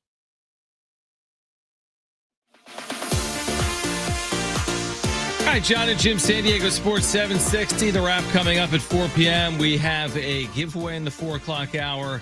If you missed our conversation with either Kyle Glazer or Isle. If you missed your conversation with Kyle Glazer or Cynthia Fridlin, you'll hear those coming up later in the show as well. I like that conversation with Isle a lot. Here's my 2 cents, right? So correct me if I'm wrong. You're like, Roberts used it against him. Ken Rosenthal, what a loser, right? I'm just summarizing your thoughts, Sure. right? Okay. Dave Roberts, you loser. Ken Rosenthal, you loser. I would actually be personally offended if Schilt didn't do the exact same thing, if it happened the other way around. Dude, we talked about that. Absolutely. So that's why I'm like, I can't get too upset over it because I understand like the game outside the white lines. Like there's a game within the game and there's a game outside the game and you're trying to use everything to your advantage. And that's just how sports work. And we don't know if it matters or not, to your point. I don't know if Machado, if he never throws it over, if Flaherty never barks at him, who wins the series. We'll never know that. But I'm all for utilizing whatever you can to an edge. And I think Schilt at times is trying to do that, use things to his team's advantage. I hope he tries to use things to his advantage or his team's advantage. That's why I don't take a lot of exception to it. I thought it was a bogus article from Rosenthal, and I thought it was kind of Bush League what Dave Roberts did. But then at the end of the day, I'm like, well, I would have probably done the same. Yeah, I never faulted Dave for that moment. I faulted Ken for writing what he did. And yeah, I get it. Like the bidding part, I get. Yeah. Like if you're saying he went down a path, he like followed some narrative that then gave the Dodgers that edge. Yes. Yeah. And that's the part of it where I'm like, what if that article was never written? It should have never been written in the first place because Ken lost credibility that day, a lot of credibility. I agree. And it all stemmed from Jack Flaherty and Manny Machado. So like that was I'm not saying tipping point because the Padres won game 3 and they had a chance to win game 4 at home and they didn't. They went 24 scoreless innings. So I get that. But I just think like, all right, what if Ken didn't decide that his credibility didn't matter to him anymore? And what if Manny never tossed over the ball? And what if Jack Flaherty wasn't a complete douche after he gave up 4 runs and started yelling at Manny? No, like, you're right. What if? I mean, there's a lot of what ifs. Yeah. You know what I mean? And it's not just, that's how sports work. I know. Like it's all what ifs. You know, I'll go back to like, yeah, I mean, you can't relive it, even though it's something that should be relived. I mean, when I think about last year, everyone's like 93 wins. What a year. That second half, what an incredible finish to the season. But how can you tell the story of 2024 without talking about the way the season ended? You know, that's the thing. Now, the only reason we're talking about today, and this is why I've said this all year long, the second the Dodgers and the Padres get anywhere near each other on a baseball field, this is all that's going to matter to start off the season series. They're not even near each other right now. We're talking about this because of Jack Flaherty, who plays for the Tigers, right, of all teams. Yet we've spent an hour on it today. And I know we're going to spend 3 hours on it when the Padres meet the Dodgers in 2 months, in June, because I just think that's where the story left off. It's like a soap opera. It just, that moment was such a igniter for that series. It turned everything like to 1,000. Like it just, you took the volume knob and you just cranked that baby until it broke and you just kept cranking it. Yeah. And so like it didn't need to be cranked anymore because it's Padres Dodgers. You know, series was tied 1-1. Go back to Petco, regardless of that, if that awful piece by Ken was written or not, or whatever. Petco was going to be electric that night. Oh anyway. yeah, of course. it just ramped things up to 1,000. We know, we were there. Yeah, It was incredible. It was incredible. I mean, the tensions was just through the roof. You know, when you're going down the what if path, which I'm fine with, I would spin it this way: what if the Padres didn't pitch Dylan Cease on 3 days rest? Well, that's obviously So in the game. Like, what's more impactful? What happened off field, or the decisions that were made to impact them on field? And I don't know. I mean, both maybe. It's not to say Cease wasn't capable of pitching effectively on 3 days. He might have been just as bad on 4 days. We don't know. I just the one thing that I just wonder is knowing after game 2, you see the momentum shifting, right? Padres just laid it on the Dodgers. Mm-hmm. And we already knew the Dodgers feeling of the Padres after that series, how they thought they're the greatest team and best team, and they're the hardest competition. So we know that. Yep. And how is Dave Roberts Mm-hmm. going to create that edge that he was looking for if it wasn't handed to him via Ken Rosenthal being a shill and in that moment an awful reporter, and the throw over by Manny that was caused because Jack Flaherty was barking at him after his outing? The part that remains hard for me to close the book on 2024 is I actually do believe, and I think it's a fair statement, like the Padres were capable of winning the World Series. That's what sucks about it. Yep. You know, that's the part that stings the most, the way they played in the second half. Now we'll see if they can get back. But there's a lot of baseball between now and then. We'll see if they can win a game in Detroit tonight. We'll see if they can avoid what would be a losing road trip. Because if they don't win tonight, they're looking at best a 2-4 trip. Mm-hmm. And if they don't win tonight, they're staring down the possibility of a 1-5 road trip if they don't win tonight. You know what I'm most concerned about with tonight's game, John? Is it the game time temperature? Nope. Is it the wind? Nope. Is it LeBron's legacy? It's not LeBron's legacy. Okay. I'm very concerned about our good friend Ben Fadden. Okay. Because there is a chance after tonight's game, the Padres will not be in first place in the National League West anymore, and they will not have the best record in baseball. If they were to lose. If they were to lose and the Dodgers were to beat the Cubs tonight in Chicago. Okay. That would mean he can't tweet out his retweet if your team has the best record in baseball tweet. Yeah. Yeah, I'm very worried. Tough. I'm very worried about that. But would you send that out and be like, retweet if your team has one of the top 3 records in baseball? And then you get retweets from like Dodger fans? Probably. It's not just, by the way, I was going to say the Giants are only a game back, but I guess that would be a tie. If the Giants won, the Padres lost. Yeah, I don't know what he's going to do. You're bringing up some good points. I'm a little. I hope we don't have to deal with it. There's a full shot of the crowd, John. What do you got? Better than last night. What do you got? I got 10, 15. Yeah, 12,000. Oh, yeah, between 12 and 15,000. With their first place Tigers. That's pathetic. In a big league city like Detroit, Michigan. The Pistons aren't playing tonight, so you're good. Right, exactly. That was what I blamed on their poor crowd last night. And I don't think that's the case. Pistons are in New York, so why should it matter? Good point. It shouldn't matter at all. So Padres and Tigers are going to get underway game 2, and we'll have updates for you throughout the course of the afternoon here on Jon and Jim. Guess what? We have an update on Pac-12 expansion. Oh my gosh. We have an update on Pac-12 expansion. Perfect timing. Can you believe it? Perfect timing. We're going to share it with you on the other side. We have the wrap coming up. If you missed our conversation with Kyle Glazer, formerly of Baseball America, I thought it was a really good conversation on Luis Ariz, that play over at first base, on Ethan Salas, his development, on Leo DeVries, who, by the way, since we talked to him, has homered today. DeVries, his second home run. Good. Yeah, thankfully. But yeah, maybe the same thing can happen for Xander. Maybe. Yeah, that was the point of our segment at 3:00 or 2:00 today. Like, hey, Xander, do something. Yes, that was the point. What I love about Kyle is he just like doesn't sugarcoat things. Right. He's so freaking honest. Yeah, he is. He's just like, yeah, Ethan Salas, he was rushed. It's malpractice. He said malpractice. You're right. I was like, oh, wow. Yeah. My eyes were like, oh, okay. Like Xander, not great. It's like, okay. No, you're right. Like, he just doesn't sugarcoat things. And I appreciate that because there's too much sugarcoating, from some people in this town. And I just 100%. It's just like, can we just be honest? Kyle Glazer, if you missed it, at 4:30. Farbod Esnashari on the Clippers, who won last night in Denver. He will join us coming up at 5 p.m. But on the other side, we have an update for you related to the Pac-12. That's next. Stay with us, Jon and Jim.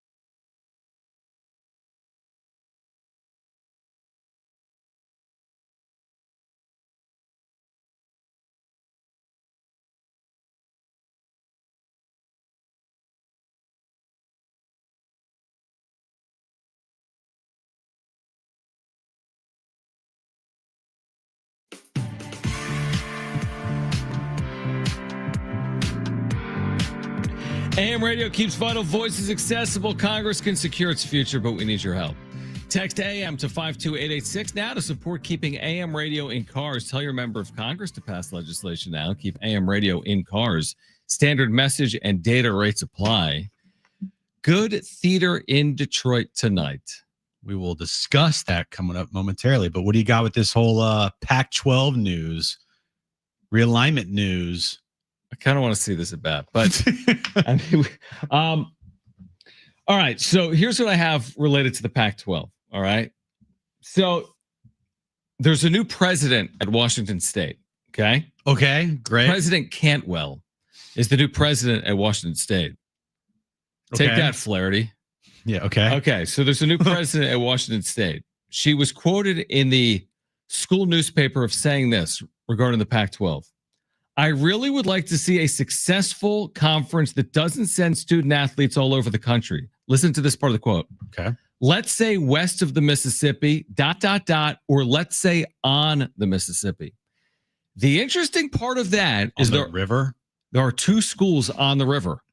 Okay. Tulane and Memphis are on the Mississippi River. They play in the river? No, I mean, being on a river means you're just outside the river, you idiot. Then why do they say on the river if you're not on the river? We live on the Pacific Ocean, but we don't literally live on it. No, we don't live on the Pacific Ocean. I do. You do? You do too. Yeah, you're on the Pacific Ocean. I live on land, dude. Brent.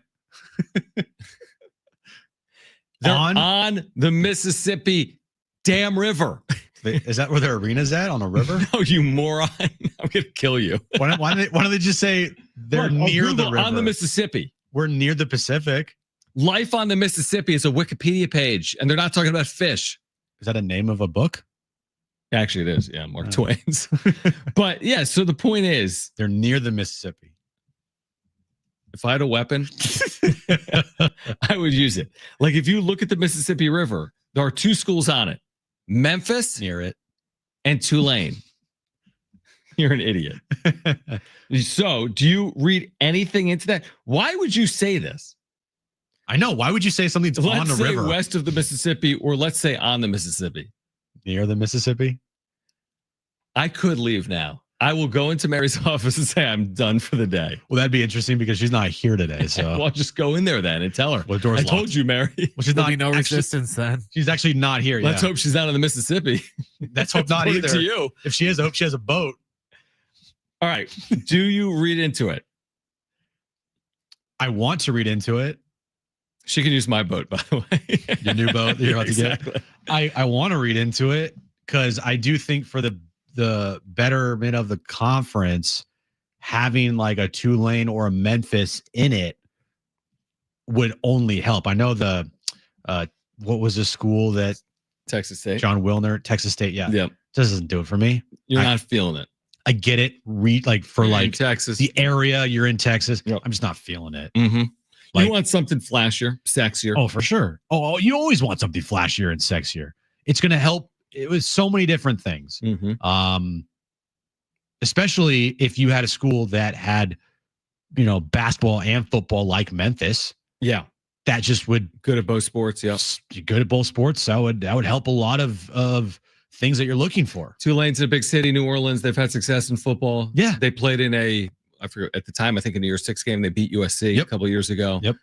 It seems like maybe they're travel partners. The Cotton Bowl? The Cotton Bowl's in Dallas. Oh, that's the game they won. Yeah. Yeah. I thought you were asking me if the Cotton Bowl's on the Mississippi. It's just floating. I was saying it's just floating there on the river into the Gulf of America. No, I said, didn't Tulane beat USC in the Cotton Bowl? Yeah, this is ridiculous. You just this is so ridiculous.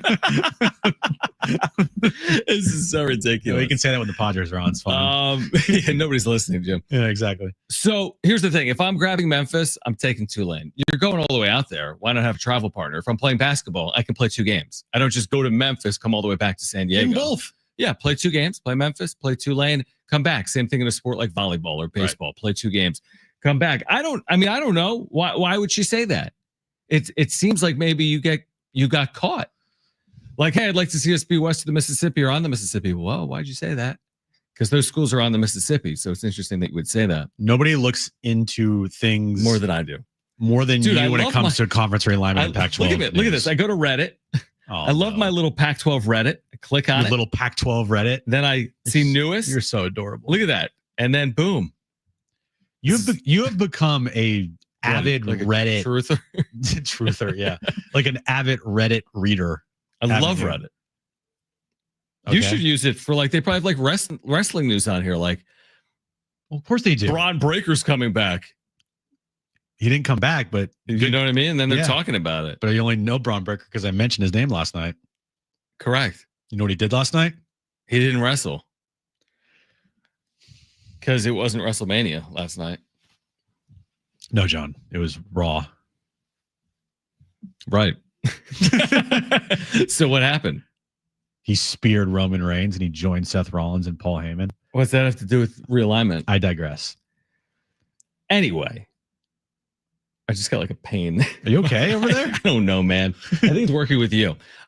Probably. Other than what she wrote, again, I don't know if there's a reason to read into it or not. Has that ship sailed? No pun intended. Because Memphis and Tulane, we had this conversation 6 months ago. Yeah, and John Wilner, who is the most dialed in person when it comes to this stuff, other than you. No, he is. He is. He has sources. You don't. Yes, I do. Oh, Mr. Reddit. Source Guys. This is not Reddit. When he says, yeah, probably like Texas State, and You think he knows? he knows, and it's Right. like, well, Memphis, Tulane, probably not. Right. What about all of them? Get Sure. to Texas, get to the Mississippi. I think eventually over the years, that's like probably the goal is to get Mhm. all of them because you don't want to just settle, you know? You want to make this conference like a Power 5 conference. Right. And the only way to do that is to add better schools. And obviously the, TV package and whatever they come up with kind of sounds like they're going to the CW with multiple ways to watch and streaming and all this other stuff. You're going to want to make that the most enticing watch you possibly can. And the basketball league, I already think, is pretty set. Really good. Yeah. It's really, really good already so far. Now, could it be better? Yeah. I mean, Memphis, like you said, top 25 brand, Penny Hardaway, Yep. consistently good. They're in the tournament year Yep. after year. Tulane in football, they've Been had good. some really good years recently. Memphis has had some really good years recently in football as well. So like you want to add the best you possibly can of the rest. And Texas State just doesn't do it for me. It really doesn't move my needle at all. Pause. So I think it would be very beneficial. Are you looking at if they're actually on the river? Where are you looking at? I mean, if you had the internet, there is the Mississippi Okay. and there is Memphis. Yeah, it's on land, not the river. You're an idiot. And then same thing with Tulane. So again, now she also said she wants to see the league in the West. So I don't know if Memphis is. Nobody's ever said Memphis and like the West. Okay. Like, Yeah, but no one's ever said Stanford in the ACC. good point. Good point. Things change. You're right. You're exactly right. Everything Things has have changed with conference realignment. There is no such thing as got to keep the West Coast teams on the West You're Coast right. and the East Coast teams on the East Coast. It is the wild, wild West. And when UCLA is playing Rutgers, it doesn't matter anymore. Yeah, and honestly, and to your point, you're right. But Memphis isn't like going to New York State No, or it's South not. Florida. It's far, but it's not as far. What is that? A as going 5-hour trip? I don't even think it's 5 hours. It's probably 4 hours. 4.5? I guess. Yeah. Yeah. Something like that. So it's not the end of the world. Oh, the other thing is that John Canzano, who we've had on the show before, is reporting that media deal is getting closer to being finished and that Oregon State and Washington State should announce something tomorrow related to their 2025 football season, which could give us an inkling into what 2026 and beyond is going to look like for the Pac-12. So stay tuned is what I would say. We've been staying tuned for a long time related to Pac-12 We're just media deals, realignment, what's next. Sitting here, staying tuned. Sitting here on Reddit on a Tuesday afternoon. All right. On the other side, we will get to the wrap. If you missed our conversation with Kyle Glazer from the Friar Territory podcast, you'll hear that coming up at 4:30. Also, we're inching closer to the NFL draft. The first round is just 2 days away. We had Cynthia Freeland with us from the NFL Network, and you'll hear that coming up in the 5 o'clock hour. Plus, we'll talk about the turn back the clock night for Kawhi Leonard, how good he was last night, 39 points in that Clippers win. Farbad Esnashari from Sports Illustrated, he will join us on the show at 5 p.m. Plus updates on the Padres and the Tigers tonight from Detroit. Hour 3 of Jon and Jim. That'll come your way next. Stay with us.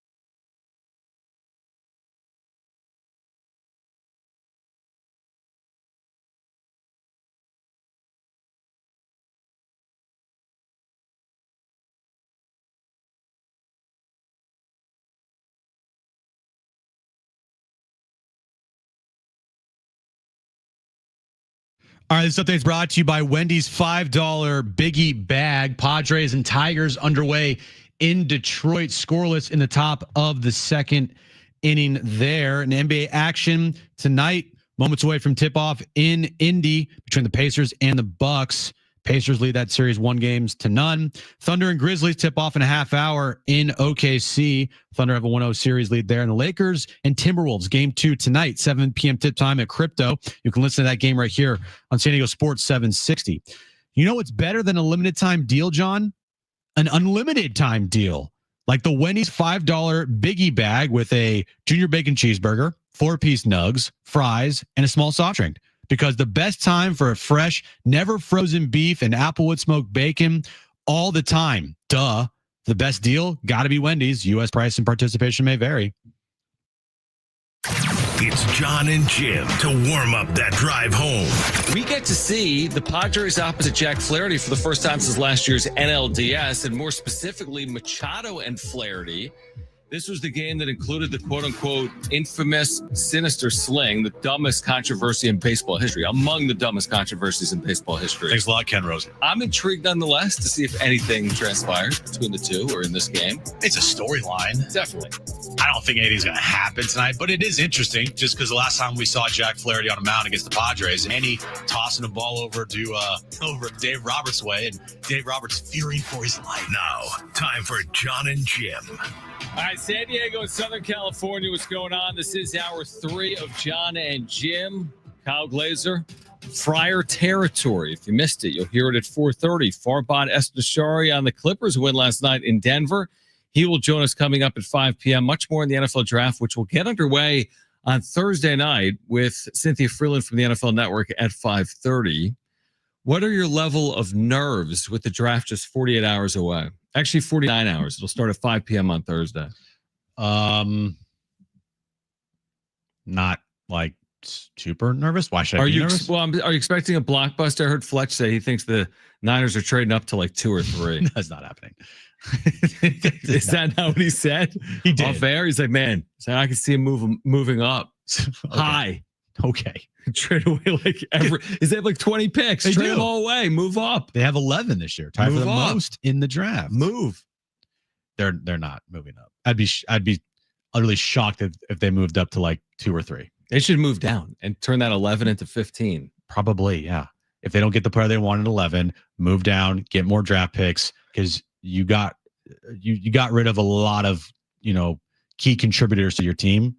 So you're going to need to hit on this draft and hit on it big. Start 14 rookies next year. What? No. Yes. Have all 14 of those guys active. I don't think there will be as many trades in the first round. Could be wrong. But unless Shador isn't picked 2 or 3, yeah, then I don't see many like trades up because it just. Are you going to really trade a future first round pick to move up to 5 to get Ashton Genty? I mean, there might be some merit in it. I don't think it's that ridiculous. I don't see it. I think that if Shador drops, then yeah, you could see a team move up to get Shador. Like, oh, we got to go get him. You're just saying move up to go get a running back? Yeah, a running back or whatnot, offensive tackle. Yeah, I think it's going to stay relatively quiet as far as like trades go. But once you get probably like 10, you'll probably see trades there because the depth of the draft is more towards like the second and third rounds. And there might not be these superstar players in the first round. So teams maybe want to accumulate more draft picks so they can have opportunities in the third and the fourth to get more, depth players than try to hit on a guy in a first round where there's not many superstars. According to the draft experts. I would say the Eagles trade up from like 32 to 4 to get Genty to pair him with Barkley and just do the tush push for every play. Could you imagine? I don't think it's going to happen. That would be incredible. That would be incredible. Anyway, NFL draft getting underway Thursday at 5 p.m. We'll carry some of those picks for you live Thursday afternoon right here on San Diego Sports 760 right now. Let's get to this. It's time for The Wrap, presented by Sombrero Mexican Food. Check out their website at sombreromex.com. Is Kawhi Leonard a top 5 player of his era? Okay, so when was Kawhi drafted? 2011.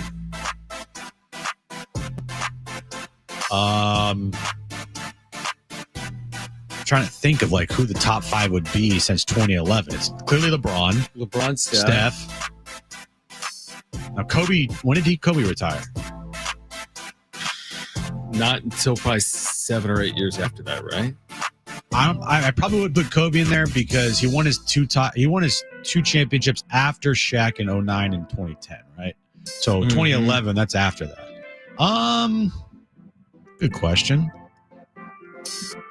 I'm just gonna say no because I feel like there's more top players than Kawhi. I know you're gonna say yes, but no, like, I don't know if I will. I'm just typing in best NBA players of last 10 would you years. put him? Like Would Luka, you put him ahead of KD? Giannis? I mean, KD is obviously going to be. Would you put him ahead of Giannis? I mean, that's probably the conversation you're talking about. Like, are you putting him ahead of AD? Yes. Are you putting him ahead of Luka because Luka's only been around for like 1/3 of those years? Yes. Yeah, so he might finish in that like 5 category based on what you just said, because you'll put him behind LeBron, KD, Curry definitively, and then from there, is there anyone definitively you're putting him behind? Are you definitively putting him behind Dame? Yes. No. Oh no, sorry, no. Or James Harden? No. Or Joel Embiid? No, absolutely not. But I'm putting him probably behind. Well, Chris Paul's not won a championship. I think you got to win a championship to be put in this category. Kyrie? Yeah, because he's won. Kyrie's won 1. Yeah. Kawhi's won 2 and 2 Finals MVPs, and he beat and ended that Heat dynasty. That's right. And he kind of make the case, and he also kind of ended the Warriors KD dynasty as well. Mm-hmm. So you could make the case that he's like the 5th best player in that range of the last 15 years. You can make the case. You definitely can make the case. Yeah. When you think about it more. Yeah, but I think the top 5 for me: Steph, LeBron, KD, Giannis, and Kawhi. I'd be comfortable with that. That's a good team. If you go by points, most points since 2012, he would be 22nd. Yeah, Actually, but that's because of he's missed a lot of games. Pause. I forgot a very important player that we. I can't believe we forgot him. He is not ahead of Jokic. Yeah, that's fair. He is not ahead of Jokic. Jokic is in there, so that's between him and Giannis. Kawhi and Giannis, those 2 players right there, I feel like. Yeah, that's fair. Yeah, Jokic is definitely a top 5. It's Jokic, Curry, KD, LeBron, and then a toss-up for number 5 there. So anyway, he's like top 5 to 7-ish. It's pretty good. It's good. Yeah, next question.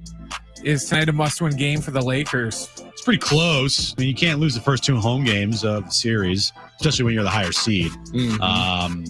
They were heavily favored going into this series, and they're a team that a lot of people picked to make a run to at least the Western Conference Finals. I know Nick Wright, anytime LeBron is mentioned, Nick Wright gets to his knees. So Why? Because he loves the guy. So why would he be on his knees? Because he loves him. Put 2 and 2 together. Oh. Same thing with Colin. So, yeah, a lot of people in the media are rooting for the Lakers tonight. It's a must win for them, yeah. It's a must. It's as close as you get because you're at home. If you're on the road, you can go down 2-0. You can't go down 2-0 at home. That's a bad formula. So, yeah, I would say it's a must-win game for the Lakers tonight. You and I agree. They'll find a way to win this game tonight. Next question. You missed the Elias Diaz home run? Bro, missed the greatest moment in Elias Diaz's career. Yeah. Except for the All-Star game. Of Jack Flaherty, who had struck out like 5. Yeah, suck it, Jack Flaherty. Next question. The Rose Bowl will kick off an hour earlier this season. Are you okay with the change? Do you remember what time it kicked off in the first place, Jim? Yeah, what time do you think it kicked off, and what time do you think it'll kick off now? Kicked off at 2 p.m.? Now it kicks off at 1 p.m.? That's correct. That's like the biggest pull of your career. That would be the equivalent of you telling me the population of Czechoslovakia. 743,000. Nobody knows. I'm just saying. I thought you'd have, it's not a country anymore. I thought you were going to tell me like midnight. Midnight. I mean, you know that like the sun sets during the Rose Bowl, right? Yeah. Okay. That's the whole point of like The Rose Bowl. Yeah. That's why they play it. But living on the West Coast, it doesn't bother me. Does it bother you? Does the sunset? Living on the West Coast. No, I think you'll still get the sunset because, okay, it's going to start at 1, but it's the winter. These games take 4 hours, so it's going to be what, 4:45 Pacific. The sun is setting at 4:45 Pacific on January 1st. Yeah. So I'm okay with it. And what I like about it is the game afterwards, the Sugar Bowl, used to start like 9 o'clock Eastern. Yeah. Now it's going to start at 8 o'clock Eastern. So I just think it's better for all parties. So I'm okay with it. All good things come to an end. Okay. Next question. How many more runs does this Padre lineup score tonight? 'Cause they already got 2. I bet they score at least 2 runs. I'm going to say they put up a 5 spot tonight with this lineup. Yeah, I agree. I think they score 5 or more runs. They have 2 in 2 innings. Flaherty has been good, really good. But this is the pesky Padres. Even yesterday, they scored 4 runs with half their lineup out. Winners find solutions, John. Elias Diaz is a winner. Have you not worn that shirt yet? I told you I don't have that shirt, do I? No, I have the we don't feel pressure, we apply it from Jackson Merrill. I'm waiting to wear it until Jackson Merrill is like a Padre again. Until he plays I'm not baseball? going to like rock his shirt when he's on the IL. Probably his shirt. I guess Yeah, it is. No, it is. No, It's got his signature on it. Oh, really? He signed it for you? Yeah. Wow. I was down at the ballpark. No, it's like the replica signature. Oh. But he gets like paid because of those shirts. Oh. Yeah. Oh, okay. Oh, right. Wow. Yeah, exactly. That's cool. So listen, we said earlier that it might be hard to have a 3-3 trip because they're without all of their team and they're 1-3 so far on the trip. They don't have a team, but if they win, now you're then looking you have an at the opportunity possibility tomorrow. of it. Who's pitching tomorrow? Kyle Hart. Yeah, this is the big one, man. Pavetta. This is the big bro. one. Now that Pavetta has the lead, this is the one you got to get. Is this a must-win game? It's close. So what's close to a must win? Lakers tonight in game 2 or Padres in game 20 of 160? I think this is game 24. 4, yeah. Because 16 plus 7. It's 23. 23. So Yeah, it's the 24th 24. game. Yeah. It's not a must win. It's close. No, it's not. It's nowhere near close. I just hope. I'm just hoping that they can win this game tonight. So Ben Fadden can tweet out, Padres retweet if your team still has the best record from baseball. How many followers do you think he's gained doing that? I would say dozens. More than that. Maybe like a couple hundred. More than that.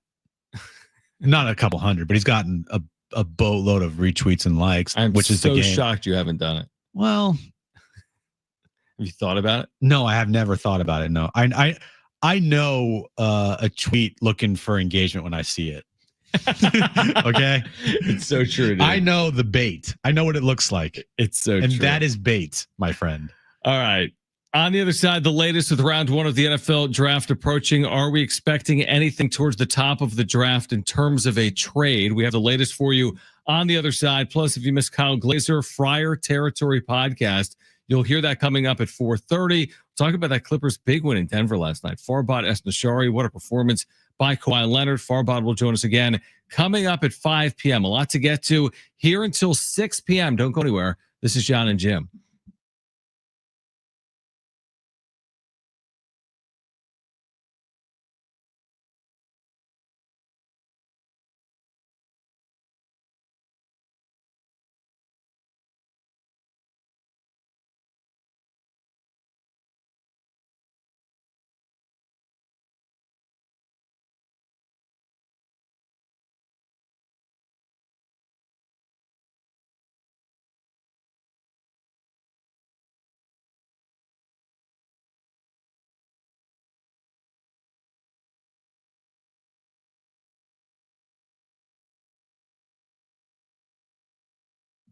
All right, hey guys, it is Jon and Jim again for the all-new Humboldt Casino and Resort, the Players Place. And this and every Monday in April, you've got a chance to win big, smashing Easter eggs every Monday in April. 10 winners every hour, 7, 8, 9 p.m. Your odds are better than ever. Earn entries all month, and you can get 2 times entries on Wednesdays, $500 cash for all winners, and a chance to win up to $25,000 cash. It's a promotion you're not going to want to miss. And join Humboldt Casino right now at Loft 94 for Sunset Trivia every Tuesday from 8 p.m. to 10 p.m. and compete for prizes at your favorite casino. Plus, enjoy 50% off classic sushi, nigiri, hand rolls, and any of their featured ramen bowls every Tuesday through Thursday. Now through May 23rd, exclusions do apply. That sounds incredible. Also tonight, $30,000 hot seats. That's every Tuesday from 5 to 10 Every Tuesday, you've got a chance to win $1,000 free play every 10 minutes. Play slots or table games to qualify. The all-new Jamul Casino and Resort, the Players Place.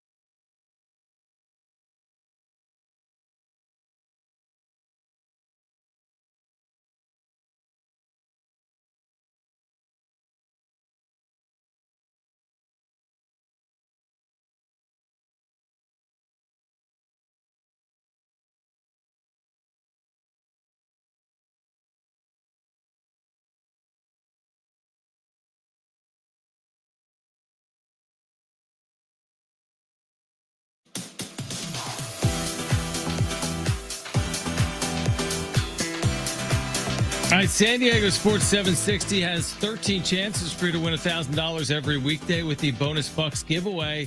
That's every hour, 6 a.m. through 6 p.m. Listen for the keyword, then enter it at sportssd.com. I have a trivia question for you.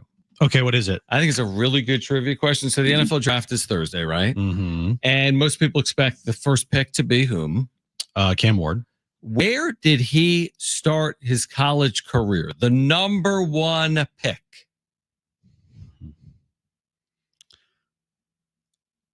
I don't know. You have no shot. Oh, was he at a JUCO? He was at an FCS. Okay. That you haven't even heard of. It's that new of an FCS. Okay. Incarnate Word. Oh, that's my favorite school. He started Cam Ward, who started at Incarnate Word. Say that 3 times. Ward started at Incarnate Word. Ward started at Incarnate Word. Began his college career playing for the Incarnate Word Cardinals. Oh, And I think he was there for 2 years. Okay. Okay, then went to Washington State. Okay. Then went to Miami. Okay. For 1 season, and now will be, we expect, the number one pick in the draft. But isn't that kind of incredible?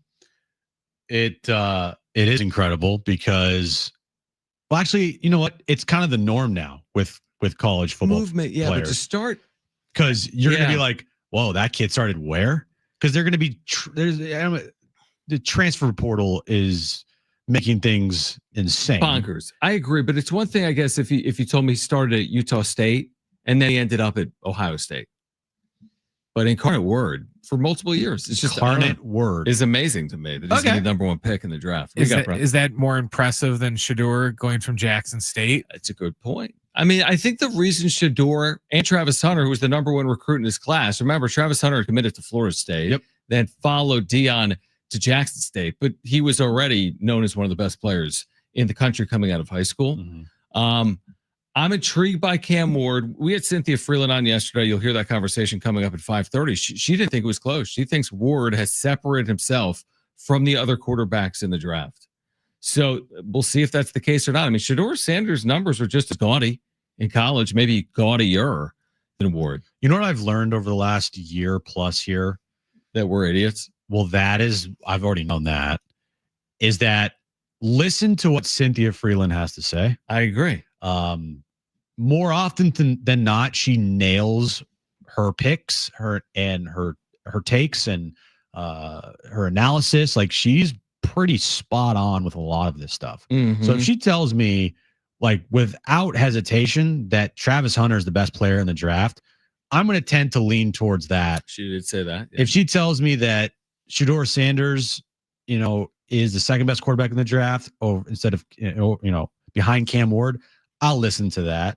And what did she say? Shador had kind of lined up in the neighborhood of Bo Nix, or did she say about Cam Ward slightly better than Bo Nix in terms of like his? I think it was grade coming out, wasn't it? I think it was Ward. Was it Cam Ward? Yeah, I think it was. So she basically wasn't saying that there's like this absurd high ceiling quarterback in the class. I think is what she was saying. No, this is not a quarterback draft class per se. Like, you're not going to get 5 quarterbacks drafted in the top 10. Correct. So you might have 2 in the top 3. Yeah. Okay. I think you got at least to have a fun draft. You need at least a couple quarterbacks going to the top 10, right? You can't have all offensive linemen going and defensive linemen in the first 10 And picks. there have been drafts like that where all offensive linemen, defensive linemen go in the top 10. It's not the sexiest type of draft, and you're not seeing many like wide receivers. But look, you got Ashton Genty. He'll be drafted in the first round. You got Shador and Cam Ward. They're going in the first round. You also got, who's the wide receiver from Arizona? Yeah, McMillan. He's going to be probably drafted in the first round as well. A couple tight ends. Tyler Warren for sure will be drafted in the first round. Superstar edge rusher and Abdul Carter. He'll be drafted there. And so you got some flashy names to look out for in the first round for sure this year. Yeah. For some reason, I thought McMillan. Yeah, he did. The first ever game at Snapdragon Stadium, you were there? That. Yeah, he was incredible. No, you're thinking of Jacob Cowing. Oh, he was incredible, but he played in that game. He must have been a freshman. He had 3 catches, 53 yards, and a touchdown. The other kid was unbelievable in that game. Jacob Cowing, now 49er. Yeah, they've had some weapons and receivers. But yeah, the first ever game when it was 100 degrees at Snapdragon. 150 degrees. McMillan played in that game for the Arizona Wildcats. Yeah, I'm intrigued by listen, every year the draft comes around, and I think you get excited for it, right? If you're what I've always loved about it is, to me, it's the soap opera, the continuation from college football to the NFL. If you're a fan of college football, you follow along. If you're a fan of the NFL, you're learning about college players. Maybe you don't watch on Saturdays. That's what I love, how they intersect. It's like you play college football 25 and then you play Madden 25. Like, they intersect with each other. That's what I've always loved about the NFL draft. And the NFL draft, every fan of every team is like, oh, we just got our next X player, right? The Jets fans for years in New York, when the draft was always in New York, right? Fireman Ed. If your team sucks, the draft is like your Super Bowl. Cleveland, Jets, historically, like this is the biggest night of the year for the bad teams, because it shapes up potentially it shapes up the future of your favorite team. Like, for me, 49ers, this draft coming up is such an important draft for them. If they don't hit on a good amount of their players, they don't have to hit on all these players, but of the 11 picks they have, if they don't hit on at least 5, then I agree. That's going to be a problem for them.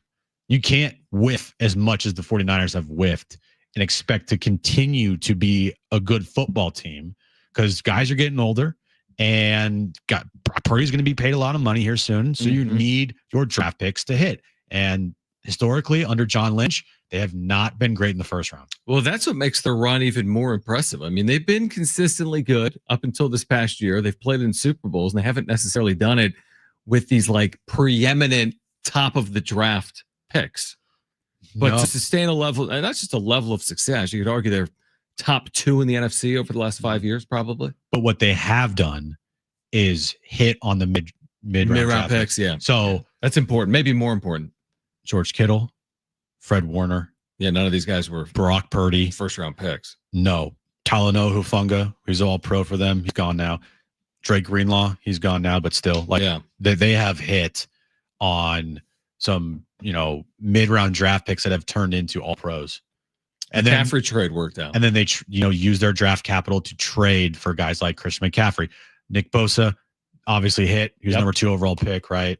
Brandon Ayuk, he hit, but a lot of first round picks haven't hit for them. Passing up the first year on Patrick Mahomes didn't really work out that well. So yeah, he's turned out to be a good quarterback. He's okay. You could argue he's had He's a okay. decent career. He's like Purdy, but like Purdy light. All right. Exactly. On the other side, if you missed it earlier, our conversation with Kyle Glazer, an amazing voice on all thing Padres. He's got his Friar Territory podcast. Used to be a Baseball America. Kyle Glazer, Baseball America. Next.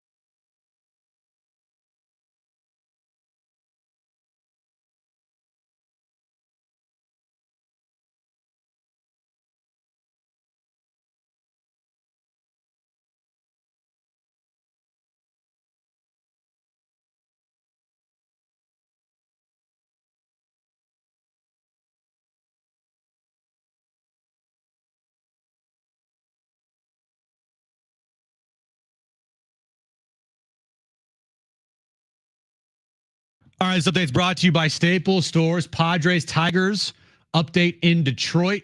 Padres leading the Tigers 2-0, bottom of the third inning, thanks to an Elias Diaz 2-run home run.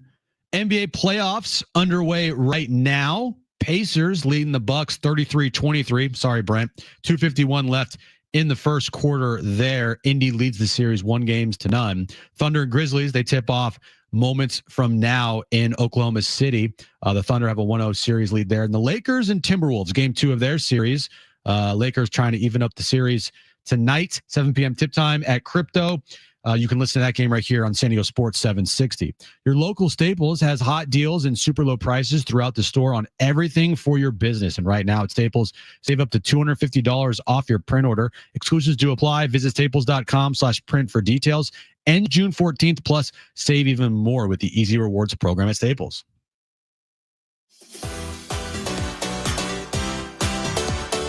All right, Jon and Jim, San Diego Sports 760. We'll talk about the Clippers and Kawhi last night with Farbad Esmashari from Sports Illustrated. He'll join us at 5. More in the NFL draft coming up with Cynthia Freeland from the NFL Network at 5:30. But if you missed it earlier, Kyle Glazer has been with us over all of the years of Jon and Jim. He's been with us, who knows, a couple dozen times over the years on Jon and Jim, and back with us from his Friar Territory podcast. We started the conversation asking if the Padres could overcome all these injuries. They're extremely concerning. When you look at it, once Mason McCoy makes his debut later today for the Padres will have used 18 different position players already this season. The only teams that have used that many are the White Sox and the Marlins, teams who are just terrible and have players up and down the shuttle. So the Padres are really, really, really having to juggle guys right now at a rate unlike any other competitive team in Major League Baseball. And it's going to be tough to sustain over a long period of time. They could really, really use one of the guys, whether it's Merrill or Cronenworth, to come off the IL sooner rather than later. Even just getting one guy back will help alleviate some of this pressure.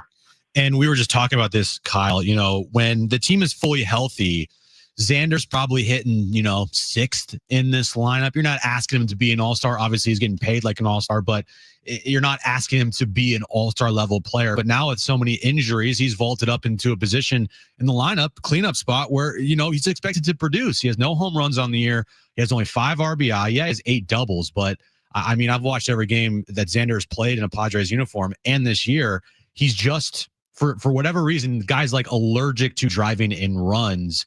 What's your take on Xander right now through the first however many 20 games of the year? Yeah, I think one of the good signs, if you want to be optimistic, is we are seeing him start to hit those, line drives up to the middle of the field. And that's where you're seeing a lot of these doubles. And realistically, that's just kind of what to expect from him at this point in his career. Look, he's declined offensively the last couple of years from his peak in Boston. He's in his 30s now. The guy who is hitting 300 with 20, 30 bombs and 80 to 100 plus RBIs a year, that guy is not around anymore. If you can just get, again, 270, 280 with a lot of doubles and double-digit home runs, I think realistically that's what to expect from him. And you're right. If that's your 6th hitter, you're in really good shape. As your cleanup hitter, it's not ideal. But again, the hope is that this is a temporary arrangement and that hopefully Merrill and Cronenworth and, of course, Luis Arias can come off the IL sooner rather than later. And you look up by May or June, it's not going to be an issue. Yeah, no doubt about it. Kyle Glazer, Friar Territory, with us right now, Jon and Jim. Where have you seen Fernando Tatis Jr.'s improvement over the arc of his career? Yeah, it really has come down to just pitch recognition and just the ability to drive all kinds of pitches. When he first was coming up to the minors, what really stood out about him was he could turn around a fastball. He was a great athlete, but he really didn't do great on secondary stuff. And we saw that even early in his career, his first 2 years. If you look at his batting average against secondary stuff, it wasn't necessarily great. And we've seen him just continue to improve his pitch recognition, continue to improve his plate discipline. And one of the things we saw him do this year, ESPN had a great graphic about this. He's standing a little further back in the box. His feet are a little bit closer together, and he's tracking pitches longer and deeper. That's just allowing him to see the ball even a split second longer. That makes a big difference. And that's where we're seeing, he's cut his strikeout rate by 10%. He's driving all kinds of pitches. I think it really just kind of is that ability to drive any and all kind of offering from any kind of pitcher in any location of the plate. That's been something that's developed over multiple years. Yeah, he's been fantastic to the start of this season. With injuries, it's opportunities for other guys to step up. I would argue that Tirso Ornelas and Oscar Gonzalez, to me, are upgrades in the outfield over a guy like Jason Hayward. So would you agree with that? To a point, look, Oscar Gonzalez is certainly a more impactful and better hitter at this point in his career. Dating back to his days in Cleveland as a prospect, the thing with Oscar Gonzalez is he's so aggressive. He's prone to getting into ruts where he strikes out a ton. We saw that in Cleveland last year. He also will do some boneheaded things. You know, we saw him overrun that ground ball in Sacramento a few weeks ago. You know, Jason Hayward, it's not great offensively, but he provides you steady defense. There's some consistency of the at-bats. Gonzalez, it's a little more up and down. You're not quite sure what you're going to get any given day, but when it's good, it's really good. You know, Tirso Ornelas, you just give him credit for how much he's grown and developed over the years. Realistically, most evaluators still see him as kind of a bench guy, not someone you want playing every day because he'll get overexposed a little bit, especially against higher velocity pitchers. He's just a bigger guy and his swing can get long and slow at times. But, you know, you put him in the right matchups, he'll give you some left-handed power off the bench, and he's adequate in both corners. He's not great, but he's adequate. So I'd say there's value for both guys. I will say between Hayward, Gonzalez, and Tirso Ornelas, the truth is none of those three are guys you really want starting for you if you're a playoff caliber team, and the Padres could use an upgrade in the corners at some point during the season. That's really good insight. Kyle Glazer with us, Friar Territory, with us right now on Jon and Jim. I'm curious, Kyle, because you've spent a lot of time covering minor league baseball. And I want to say maybe Ethan Salas right now is the youngest player in Double-A, and the sample size is so incredibly small in the minors right now for Salas, either career or this year. I think he's played 10 games this year, and he's hitting sub 200. So my question for you, is there any reason to either even react or even overreact to Ethan Salas's lack of production offensively, whether it be for 10 games this year or for what he's done as this young player in his career?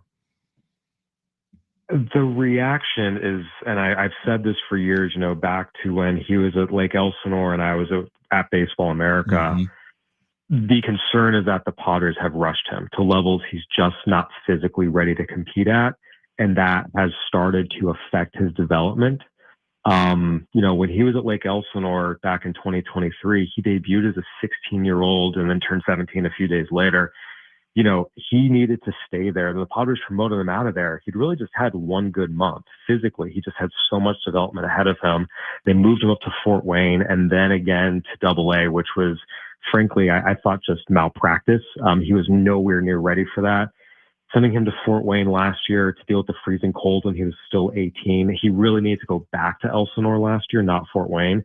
And right now he's at Double-A. He really needs to go back to Fort Wayne because he didn't do very well there last year. The Padres have consistently pushed him up levels that he's not ready to be at. And really every year of his career, he's been put at a level when he needs to be a level lower. Again, this is still an 18-year-old. He's 19 now. Well, it's his age 19 season. He's still 18 years old in Double-A. He's just not physically ready to compete against the guys he's facing, and he needs to be given time against more age-appropriate players. Interesting. The other top prospect in this organization, Leo DeVries, he's hitting, I believe, 217 this year. Averages are averages in the minors, and he's such a young player as well. Do you feel the same way about him, or what's your thoughts on Leo DeVries and his development so far?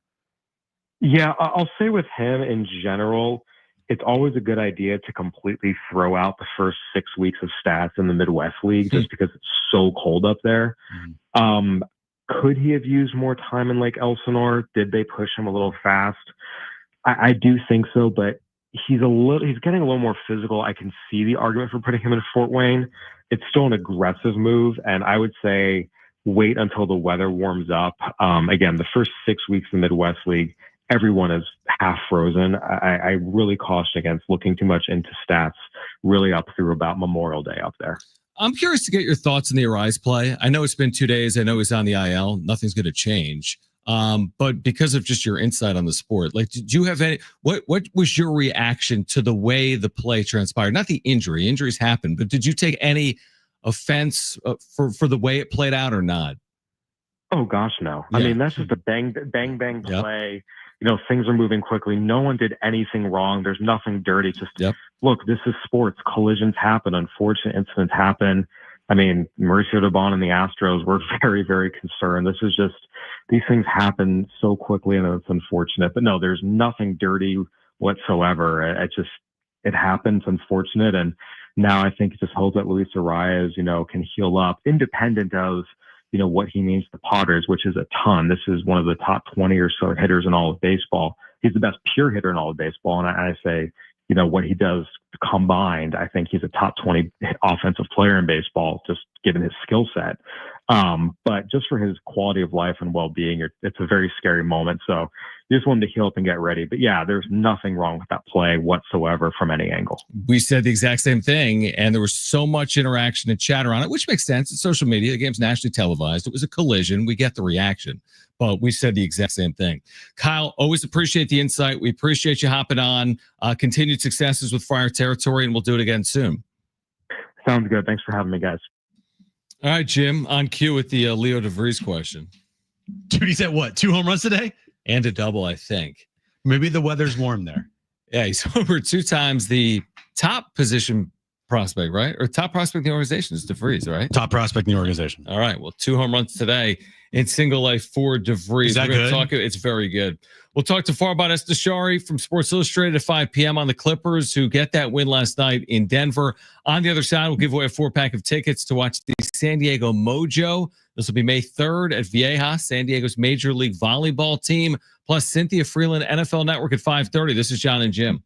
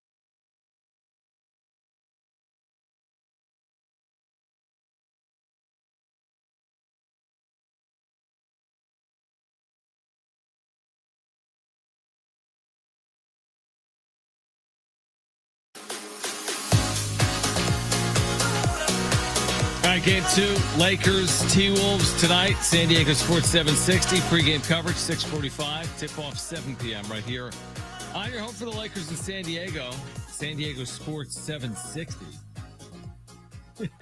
My sheet just dropped on the floor. My bad. All right, Farbod Esnashari covers the Clippers for SI. He'll join us at 5. Cynthia Freeland on round 1 of the NFL draft, which is 2 days away. She'll join us at 5:30. Update from Detroit, 2-0 Padres. Elias Diaz accounting for both runs on his first home run of the year. 2-run shot. It's great. Nick Pavetta's pitching well. This is a game you got to win. Win tonight, win tomorrow, win the series, go 3-3 on the road trip. How you doing? Come home. Everything's great. Everything's awesome. Did you see the big news yesterday, John?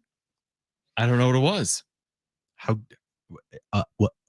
What big news yesterday? You didn't see the big news? Is it related to the Padres? It has to do with the Padres.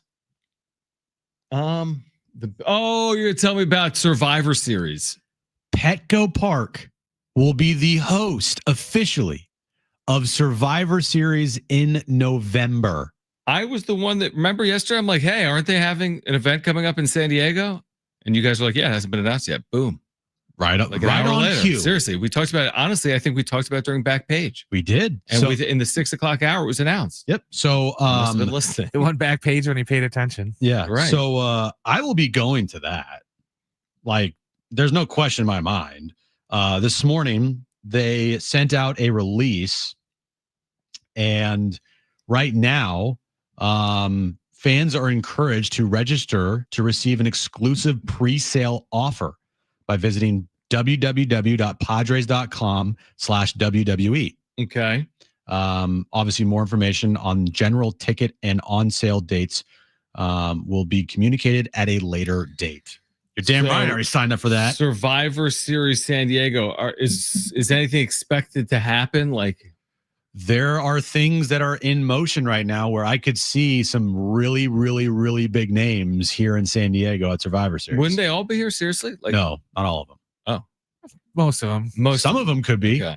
Like Roman Reigns and CM Punk, Seth Rollins, my guy Braun Breaker. Like, they're setting things up. John Cena. I don't know if John Cena is expected to make an appearance at Survivor Series, but I mean, who knows? The Survivor Series is one of the longest running PLEs in WWE, over 25 years. That, WrestleMania, and SummerSlam. PLA means Premium Live Event. Used to be pay-per-views, but they're I not like kind of pay-per-views pay-per-view. anymore. Well, it's now They don't called do that PLE, anymore, John. I feel like that's like saying BABIP So, in baseball. Does anyone know what that means? are you excited for this? No, not really. I mean, I have to be honest.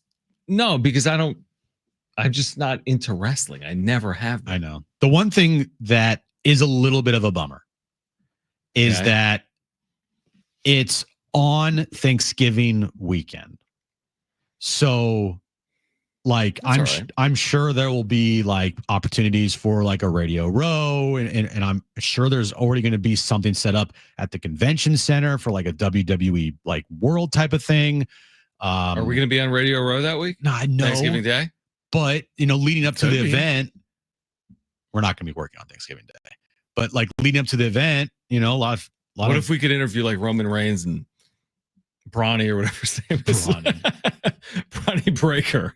Oh, you're working on Thanksgiving if we have an opportunity to interview Roman Reigns. Yeah. There's no chance in hell I'm working on Thanksgiving for that. There's zero chance. Now, isn't there like I do think it's a game or something? A football game that Saturday. Yeah.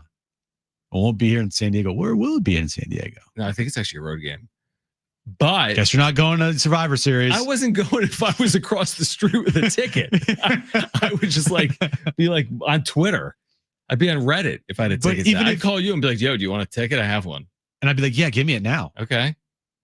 No, I'm excited for you. Seriously. Like, there's certain things I'm trying to, like, what's something I would be head over heels for event wise that you wouldn't even touch with a 10-foot pole? If they had a bracketology convention, Comic-Con realignment. No. Yeah, bracketology Comic-Con. If they held it wouldn't happen.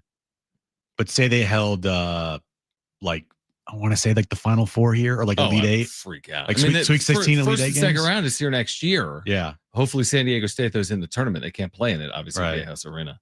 I think that's awesome. I went couple of years ago. I thought that was an amazing event. Yeah, but if there was actually a stadium in town, which there's obviously not, but if there was a stadium in town, NFL football stadium, and they held the Final Four here, that's kind of like that. Even though the Final Four is that how big this is to you? This would be Final Four caliber. Well, look, it's WWE comes here like literally once a year, like to Pechanga Arena. Yeah, to Pechanga, and it's usually at the beginning of the year, right?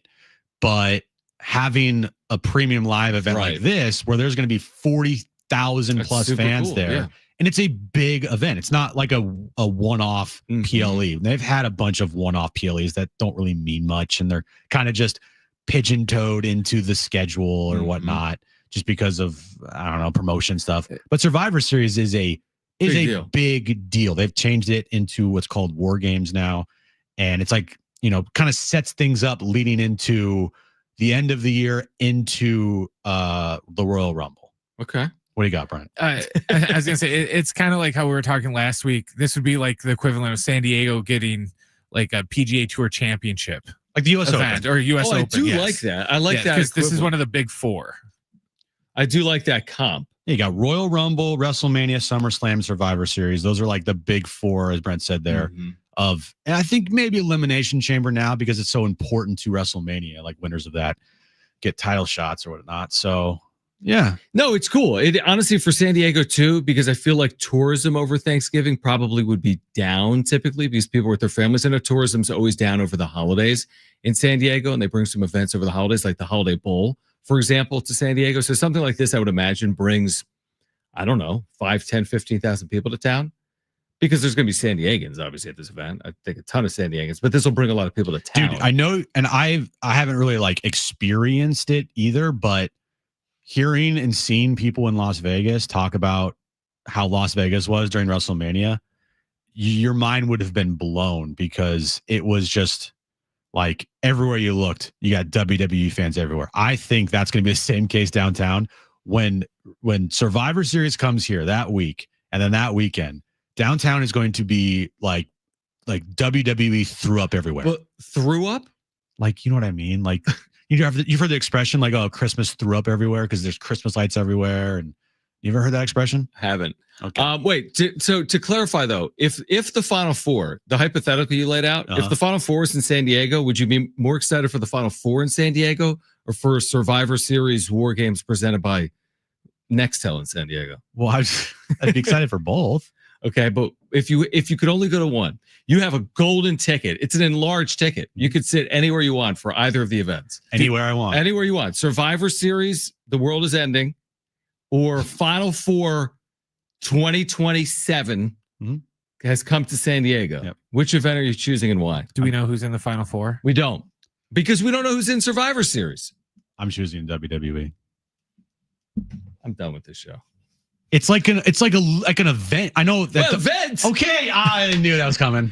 I would argue that the Final Four is probably on par with like a Super Bowl.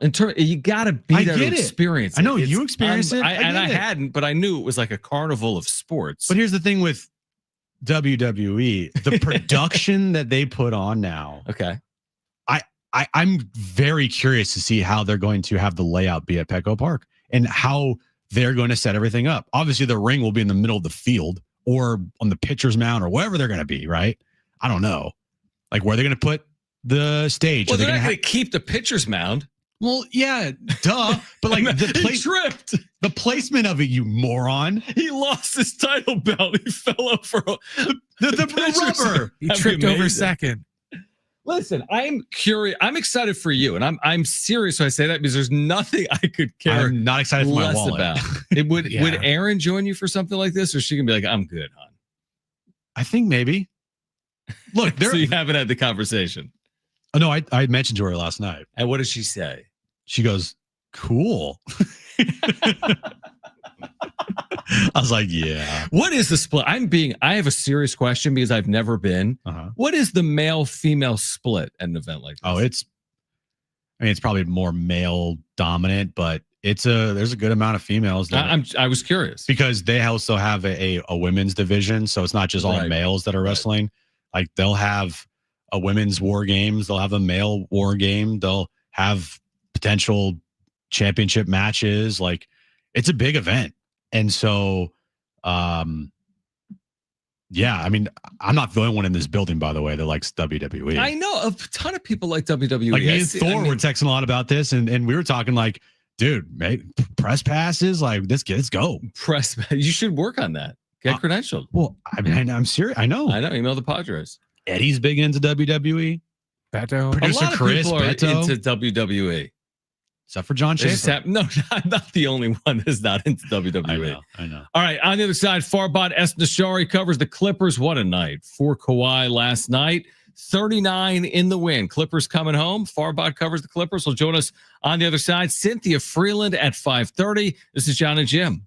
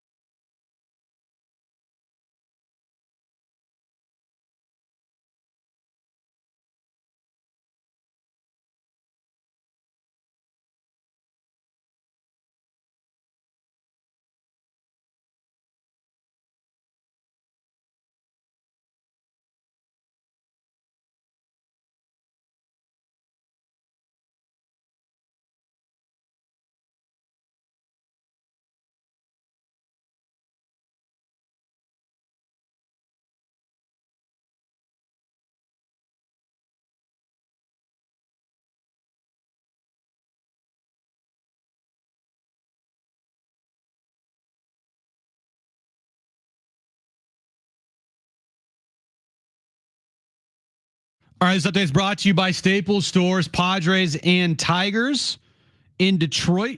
Heading to the top of the 6th inning, Padres still have a 2-0 lead in the game thanks to an Elias Diaz 2-run home run. Moving over to the NBA right now, game 2 between the Pacers and the Bucks. Pacers lead the Bucks 53-43, 6:46 left in the first half. Thunder and Grizzlies underway in OKC. Thunder, they're all over the Grizzlies to start. They're up 22-12 with 2:40 left in the first quarter there. And then Lakers and Timberwolves tip off tonight at 7 p.m. at Crypto, with the Timberwolves leading that series 1-0. You can listen to that game right here on San Diego Sports 760. Your local Staples has hot deals and super low prices throughout the store on everything for your business. And right now at Staples, save up to $250 off your print order. Exclusions do apply. Visit staples.com/print for details. Ends June 14th. Plus, save even more with the Easy Rewards program at Staples. It's Jon and Jim to warm up that drive home. We get to see the Padres opposite Jack Flaherty for the first time since last year's NLDS, and more specifically, Machado and Flaherty. This was the game that included the quote-unquote infamous sinister sling, the dumbest controversy in baseball history, among the dumbest controversies in baseball history. Thanks a lot, Ken Rosen. I'm intrigued nonetheless to see if anything transpires between the two or in this game. It's a storyline. Definitely.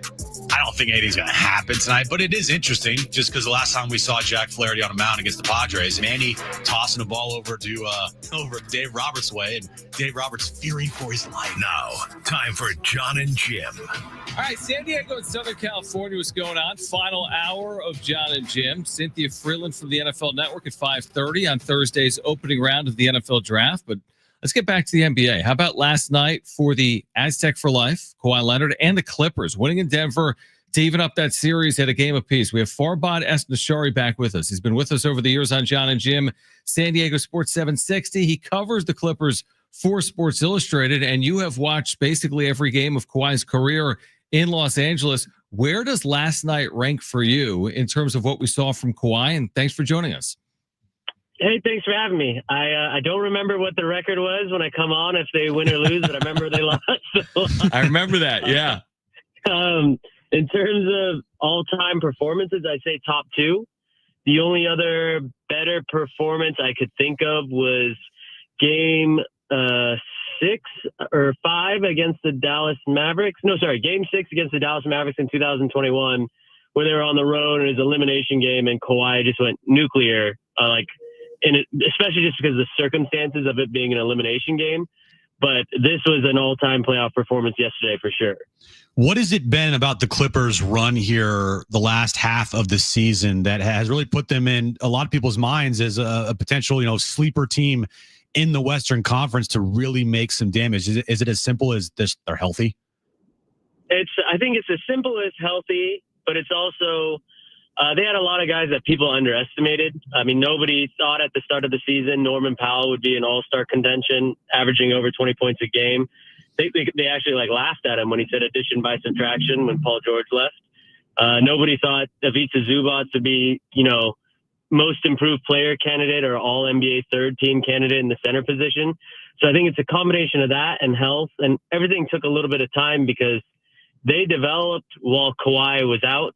And then when Kawhi came back, they kind of struggled, and now they kind of figured it out around March 5th or so. Farbad Esnashari with us right now, Jon and Jim, San Diego Sports 760. You mentioned that date, right? I mean, they've been one of the hottest teams in basketball since that date. Is that correct? Yeah, they've won 18 out of their last 21 games. Basically, they lost a horrible game against the Phoenix Suns, I think on March 3rd, and they were up by over 20 points, blew the game. It looked like all hope was lost, and then they played against the Pistons at home. For some reason, Barack Obama showed up to that game.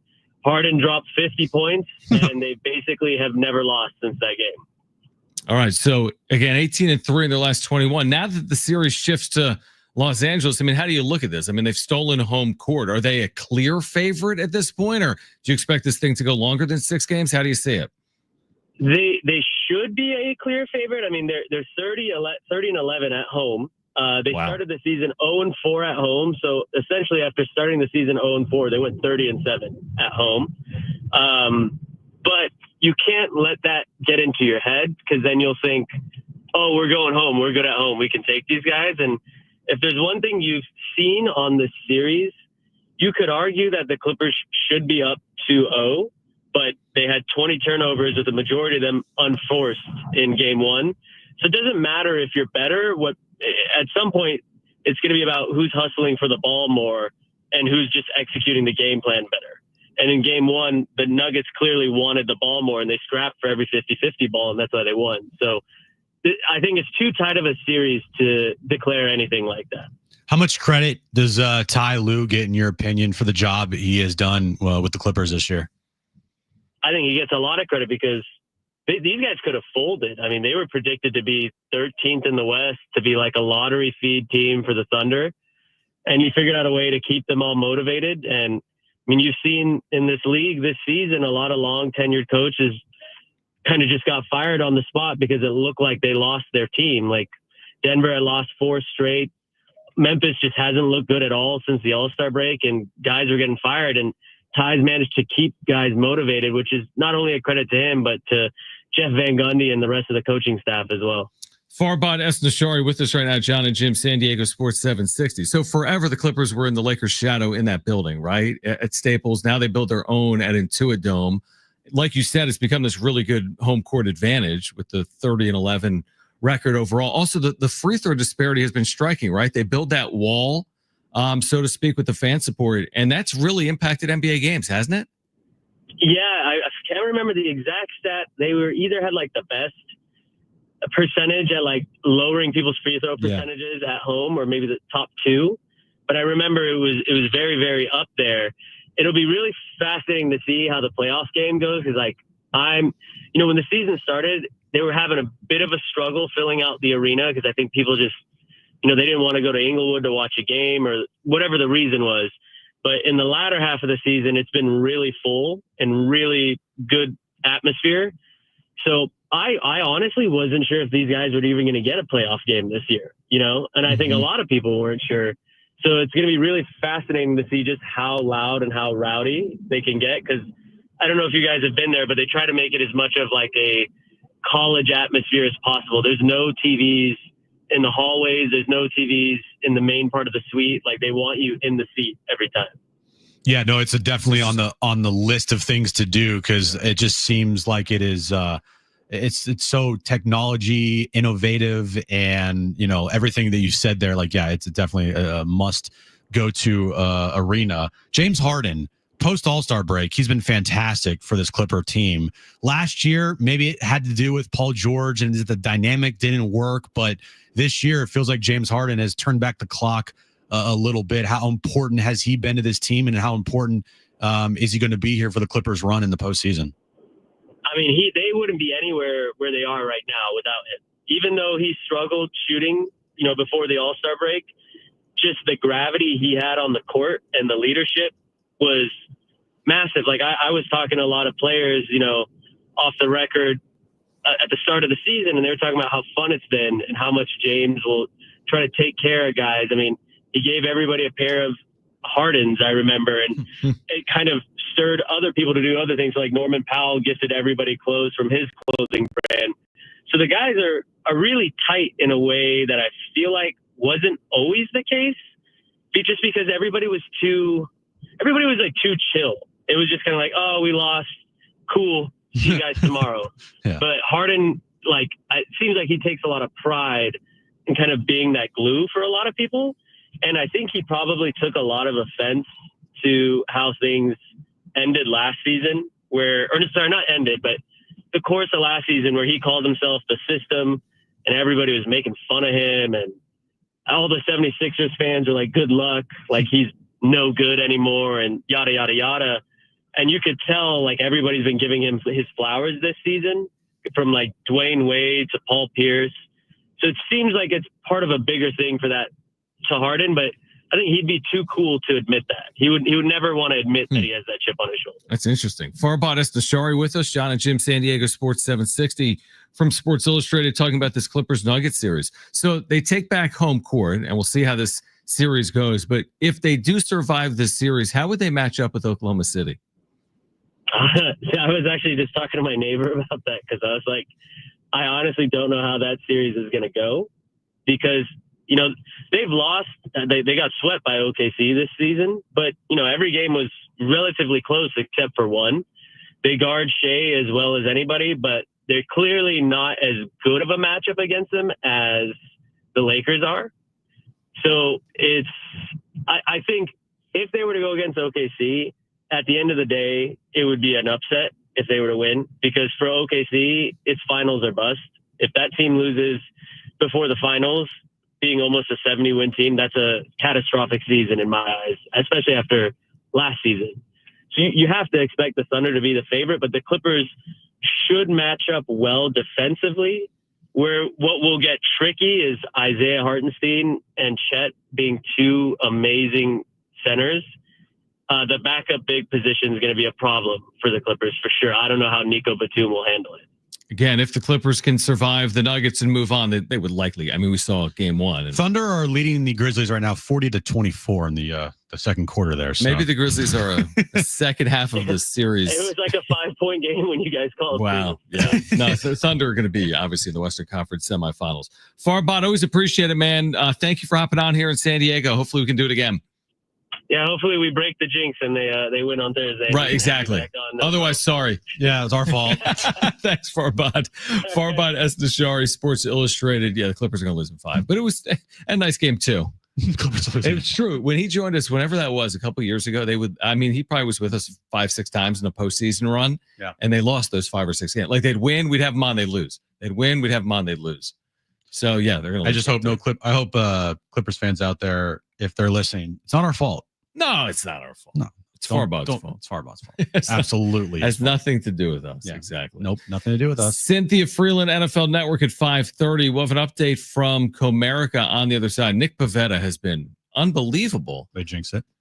I was going to say tonight as a Padre. He's been unbelievable as a Padre. There's been maybe one outing, and that was in Chicago where he was like kind of okay. Right. But it wasn't a awful start for him. He just threw a lot of pitches. Right. But tonight, at last check, Padres lead, right? Yeah, 2-0 through 6 in Detroit. So an update there from Detroit on the other side. Cynthia Freeland, NFL Network, 2 days out from the first round of the NFL draft. And you can hear a portion of that right here during Jon and Jim on San Diego Sports 760. Jim's back page is coming up as well. Stay with us, Jon and Jim.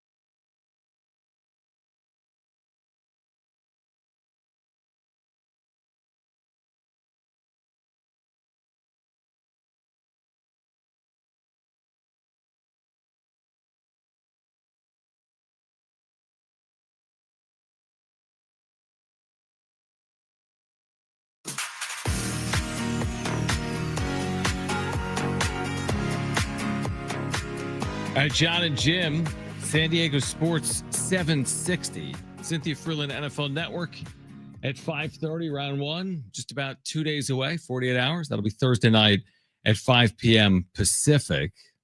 Padres trying to even up the series in Detroit tonight. They do have that seventh inning lead that we were discussing behind Nick Pivetta. It's 2-0 San Diego. Padres have lost 3 of 4 on the trip, 4 of their last 6, needing a win to maintain at least a share of the best record in baseball. And if they do win, 17-7, if they do hold on here tonight. I'm just hoping they win so Fadden has an opportunity to tweet out his bid. Right. No, for no other reason. Not for Padres fans, not for the team, not for the city. Just so Fadden can get some cheap likes and cheap retweets. Oh, he's got that tweet standing by. I know the game, okay? I know how it's played.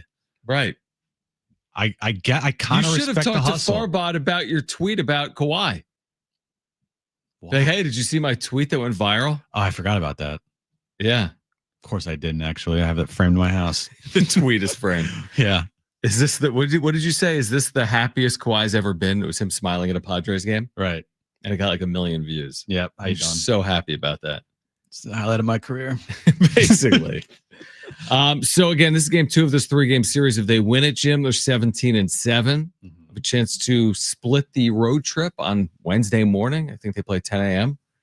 10 or 10 a.m. We'll have post-game reaction, by the way, tomorrow. You'll hear from Mike Schilt and more. So join us, kind of like a Jon and Jim wrap-up show tomorrow, too. Right, it will 100% be a Jon and Jim wrap-up show. Because that game will be over by the time we start. And these 2 games have been running right through Jon and Jim. Yeah, I love me a 3:40 start. It's like nobody ever on this show. It's our biggest pet peeve. It really is. Can't you schedule the games around our show? Are we asking for that much? We have a 4-hour show. Either you have the games end before 2 or start after 6. Start the game at 9 Eastern. It's very simple. Start at 9 or start at like 11 a.m. We don't ask for much around here. Yeah, we do. We ask for a lot, but we never get it. But all we ask of the Padres is just don't have your games on during our show. We had kind of said that we didn't expect anything to carry over from last year, Flaherty Machado.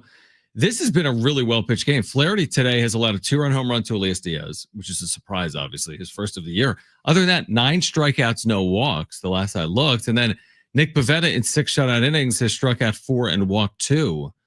This has been a terrific pitching matchup. It's not like it's because it's 30 degrees. It's like 60 degrees out in Detroit. It's just 2 good pitchers having good nights so far.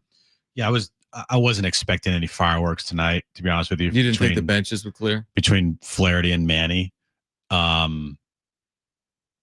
Because it's like you're not in a Dodger uniform anymore. That was last year. Last year. I just didn't expect much. It was a fun talking point before the game, though. Yes. I mean, it's probably the only time we'll have that talking point this year because I'm not expecting a lot of Tigers-Padres games moving forward this year. Do they play each other again? Probably not. No, it's just the AL is one series, maybe other than Seattle. Other than Seattle, because the Vetter Cup. Yeah, the Vetter Cup. The big Vetter Cup coming to San Diego. Right. Well, that series in Seattle and then here.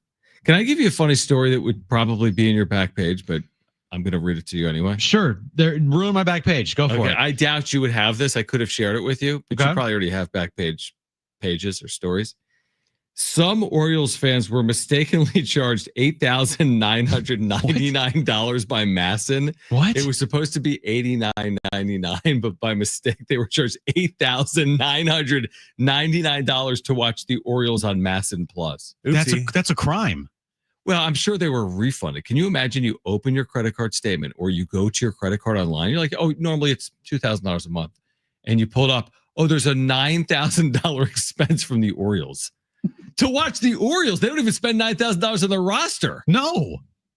I would lose. Yeah, like my you know, mind. Padres.com or whatever, Padres.tv is $19.99 a month or $99.99. If they charge us $9,999 to watch the Padres, even if it was a mistake for a day, I would lose my mind. Well, first, I don't have $9,999 in my credit. Yeah, but still, it shows up. It's going to show like minus $9,999. Oh my gosh. You know what's a scary feeling? Not just that, having some crazy bill on your credit card. What's scary is when you overdraw from your bank account in general. Well, I don't do that. You've never done it? I probably have before. Kristen did it Monday. What? So I normally, Hartman would talk about this on the air. You know Steve Hartman? I know Steve Hartman, yeah. His ex-wife would like just take that money out, baby. Well, he would check every morning like his bank account. Like that was his first thing he would do. Like I wake up and like I'm on like X, or some people are doing yoga, or some people are making breakfast. The first thing Steve would do would look at his bank account, like how much money is in there. How much money my ex-wife spend today? Right. So I looked Monday morning for whatever reason. Yeah. And Kristen's account had $0 in it. I'm like, that's kind of odd. And then I looked into it. It was actually like negative, like $1,500. I'm like, hey, honey, like you're $1,500 short. She's like, yeah. I'm like, what do you mean, yeah? No, like we're gonna have to deal with this. You can't the bank can't be paying our expenses. Is she the one in the family that like doesn't really pay attention to bank statements? She does, man. She's got great credit. I don't know what's going on. Why? She was just like cool with it. And then this morning it was still at zero. I'm like, did you move from the one account to the other, the money? She's like, no, not yet. What? Like, we're gonna go to jail. No, you're not. We're gonna be arrested. I mean, wait, hold on. Yeah, yes, you are. You're gonna get arrested for this. Don't say that. That scare me. You can just shut that off. Shut what off? I could just take all the money? No, the overdraft thing, so that it's impossible for you to overdraft. Because when Brent was in his 20s and was drunk Brent, I had a problem with overdrafting at the bar pretty much every weekend. So I went to the bank and they're like, when they go, oh, do you want overdraft protect? Go, no. Say if I don't have money in the account, don't let me withdraw. Decline the sale, because otherwise I'll just get into trouble. So anyway, I've been that way for 20 years. The moral of the story is don't subscribe to Masson Plus to watch the Orioles. How many exactly? Do you look at your bank statements every day or no? No, not every day, but there are times where I'm like thinking, oh, this expense is coming out, or how much money is in my account. So that's why. Do you look at your? I'm always thinking about it. Yeah. Well, yeah, I think most people are. I always think in my head, all right, I got X amount this much money here, and I got to pay this bill, do this and that. Right. Yeah, I think most people. The one thing that I always get scared of is like a big charge coming out that I just don't know where it's from. Yeah, exactly. I think most people feel the same way. You're saying one that just shows up. The one thing I do hate though is I have like fraud protection. So you hate that? No. You wish you had more fraud. No, I'm glad I have fraud protection. But what I hate is when I get a text or a call from the bank saying, is this charge authorized? You spent $6 at CVS. And I'm like, it's $6. No, listen to me. If they call and they say, you have a charge for $4 at CVS. Yeah. But if I never went to CVS. Oh, you start freaking out? That means that my account has been compromised. And so then I gotta like cancel my card on the account, and then I gotta wait 7 days for a new card. Have you done that? Multiple times. Really? Yeah, multiple times that's happened to me. Never happened. Now, jinx, I'm gonna have. We're like, did you? It's like, is this an authorized payment of $49.99 from like somewhere in Kentucky? And they're like, what?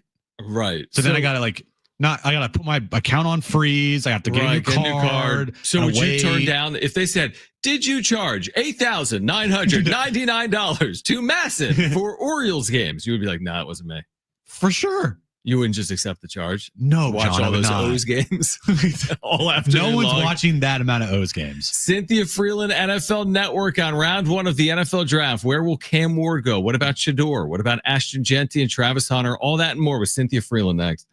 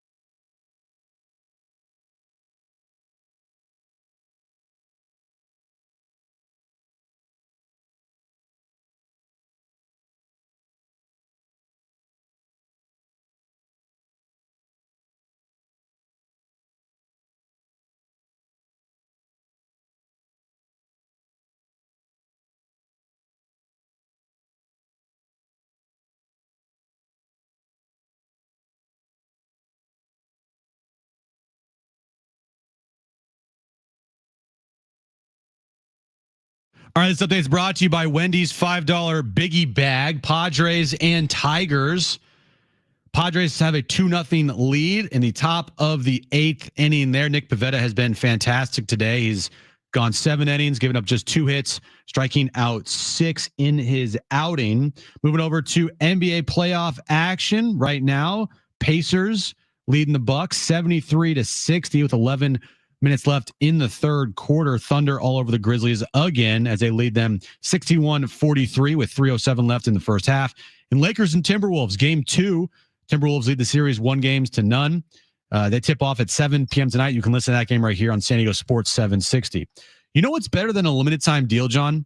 An unlimited time deal, like the Wendy's $5 Biggie Bag with a junior bacon cheeseburger, 4-piece nugs, fries, and a small soft drink. Because the best time for fresh, never frozen beef and Applewood smoked bacon is all the time. Duh. For the best deal, gotta be Wendy's. U.S. price and participation may vary.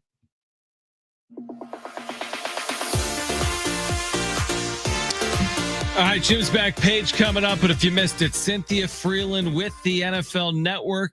We are just 2 days away from round 1 of the NFL draft. So much to get into on the quarterbacks, on the running back, Ashton Genty, on Travis Hunter. We started the conversation asking about who she likes more, Cam Ward or Shedeur Sanders? Yeah, so Ward is probably, like, if you put him with last year's guys, let's, like, just, you know, obviously we know who they become. To me, he ranks a little ahead of Bo Nix, and that was only because Bo Nix, like, he was a real, like, Sean Payton saw something in Bo Nix that maybe not, 31 other clubs didn't, or at least a number of other clubs didn't. So when I'm looking at him, that's where he would rate. He's, Cam Ward is not going to make mistakes. He has a high ceiling. He's a very accurate passer. He maybe doesn't have the strongest or biggest arm, but he certainly is going to get you kind of what, like, of all of the guys in this class, to me, that's the one. It makes sense to me that the Titans would pick him. Would you be surprised if Shedeur Sanders drops here in the draft past, like, I don't know, 5th? Yeah, I wouldn't be surprised if he drops past 5th, but I would be very surprised if he drops past the Saints at 9. Okay, so in terms of but these are the top 2. Who's the third best quarterback in this draft? I would say it's probably Jackson Dart out of Ole Miss. Yeah. The most accurate one. But I think that there could be Tyler Shuck, who happens to be very old. He's an interesting prospect as well. He's got the biggest arm. He throws the fastest one, but he has some injury history. So, and sometimes people don't like older quarterbacks. But I actually like Tyler Shuck more than most people. And Jalen Milroe, he's a very athletic guy with a ton of upside, but he's going to need to go to the right place because he's a much more raw prospect than some of these other guys. Well, what do you like and what do you not like about Shedeur Sanders? Well, Shedeur Sanders, I don't really know what his ceiling is because their O-line was so bad at Colorado that I truly don't know what it looks like when he throws from a clean pocket. Like, he was under the most, in all of FBS, he was under the most pressure.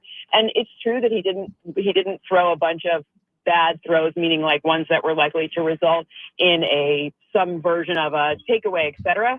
But that doesn't make me know what he's like when things are going well. So I don't have a clear picture of him, which makes it hard. I do know that he's versatile. He's elusive. He's got a lot of the traits that he's smart. He's clearly well coached, and he's very confident, which are all great things. But now I don't know how that translates to a playbook that's not his dad's. He's only had one coach his whole life, effectively, and that's something we've never seen before. So it's going to be an interesting situation when he becomes a pro, and I'm excited to see how it all nets out. Yeah, I'm kind of fascinated by it as well. There's a lot of unknowns with all players that are getting drafted. I feel like there's even more with Shedeur Sanders. Cynthia Freeland from the NFL Network is with us again. The first round of the NFL draft is coming up on Thursday night. What about his teammate Travis Hunter? What type of pro does he project to be? So I have him as a corner with a little bit of wide receiver upside. Excuse me, the other way around. A wide receiver with a little bit of corner upside. So that's how I rank him. I don't think, to me, in the next level, I think it's best to have him learn wide receiver traits, and then if you have a few packages for him on the other side, great, as opposed to the other. I think he's the best player in this draft. He's the one that, for me, is most likely to be the all-pro, the gold jacket guy. I think he's an interesting, kind of generationally interesting player. To me, he's number one if you were to no position involved in the ranking system, I think he's the best player in this draft. Interesting. Okay. So you got Shedeur Sanders as the best player in the draft. No, Travis Hunter. Oh, sorry, Travis Hunter. My bad. I mixed them up there. Yeah. Travis Hunter, excuse me. But Abdul Carter, is there any concern with his pre-draft injury or what's about him doesn't make him your top player in the draft? And what do you like about, Abdul Carter here? Love a pass rusher. I love how bursty he is. I love his explosiveness. This isn't an anti-Abdul Carter take. Right. I just haven't seen it as consistently as I have from, I just think Travis Hunter's versatility makes him more interesting in the modern game. But I also think Abdul Carter did it for 1 year. Don't let the 11 and the Penn State jersey fool you. I don't think he's Micah Parsons, at least not yet. It's less about the injury to me and more about the fact that I only saw it for 1 year in school. So that again, it just introduces more volatility into the situation, less sureness, right? Like you could take that either way. Some people don't like all the tread on the tires if someone's played more. I would prefer there's like a sweet spot of snaps, and to me, he doesn't have those numbers yet to substantiate the kind of all pro like that trajectory. He's the second best player in this draft for me, but Travis Hunter just narrowly eclipses him. That's pretty good, and that would mean the best, not the best defensive prospect necessarily, because Hunter is going to be a corner in the NFL. Cynthia Freeland, NFL Network. To touch on that for a moment, is it still realistic, Cynthia, to play both ways? Like, how many snaps could he get on both sides of the ball? I did a very informal survey across the league, and let's say there are 60 snaps on each side. In an NFL game, I think he's the kind of guy who you could get the full complement of snaps on offense, and then maybe like a couple of packages, maybe let's call it 6 snaps on the other side, 10 snaps, something like that. So I think there could be packages for him that include that, but I think focused, at least from the learning the playbook standpoint, that's going to be where that'll be dependent on where he ends up going, what the coach is like. And then perhaps as he becomes more and more of a pro and you can use more of the playbook, then we see a little bit more of a defensive split in certain situations. Being here in San Diego, we've seen a lot of Ashton Jeanty. I loved his pre-draft letter to all teams out there. Do you envision him being a top 12, 15 draft pick? Where do you think he might fall here in the draft? It'd be very hard. At least, I'm buying into the hype that the Raiders and Pete Carroll would be interested in his services, in large part because they're trying to change the culture and the narrative around this kid. And from every interview, from you, like you talked about the letter, et cetera, this is a kid who feels like a culture shifter. And that's the type of thing where, given Pete Carroll's, he wants to run we know he wants to run the football. And given that they already have Geno Smith, they've got a lot of pressing needs for the Raiders. And if it were me, I would be pounding the table to take a cornerback. But I think it's possible that they just like him and they like what he could do for their franchise enough to make the move there. Cynthia Freeland, NFL Network. When you turn on Jeanty film, I don't watch the film. I just watch the games, and it's mind-boggling what he has done really over the last 2 years. But we saw it up close and personal here in the Mountain West and against other opponents as well. Oregon, obviously, last year as well. I think he was terrific in that game. When you watch that film, is there even a comp for Ashton Jeanty?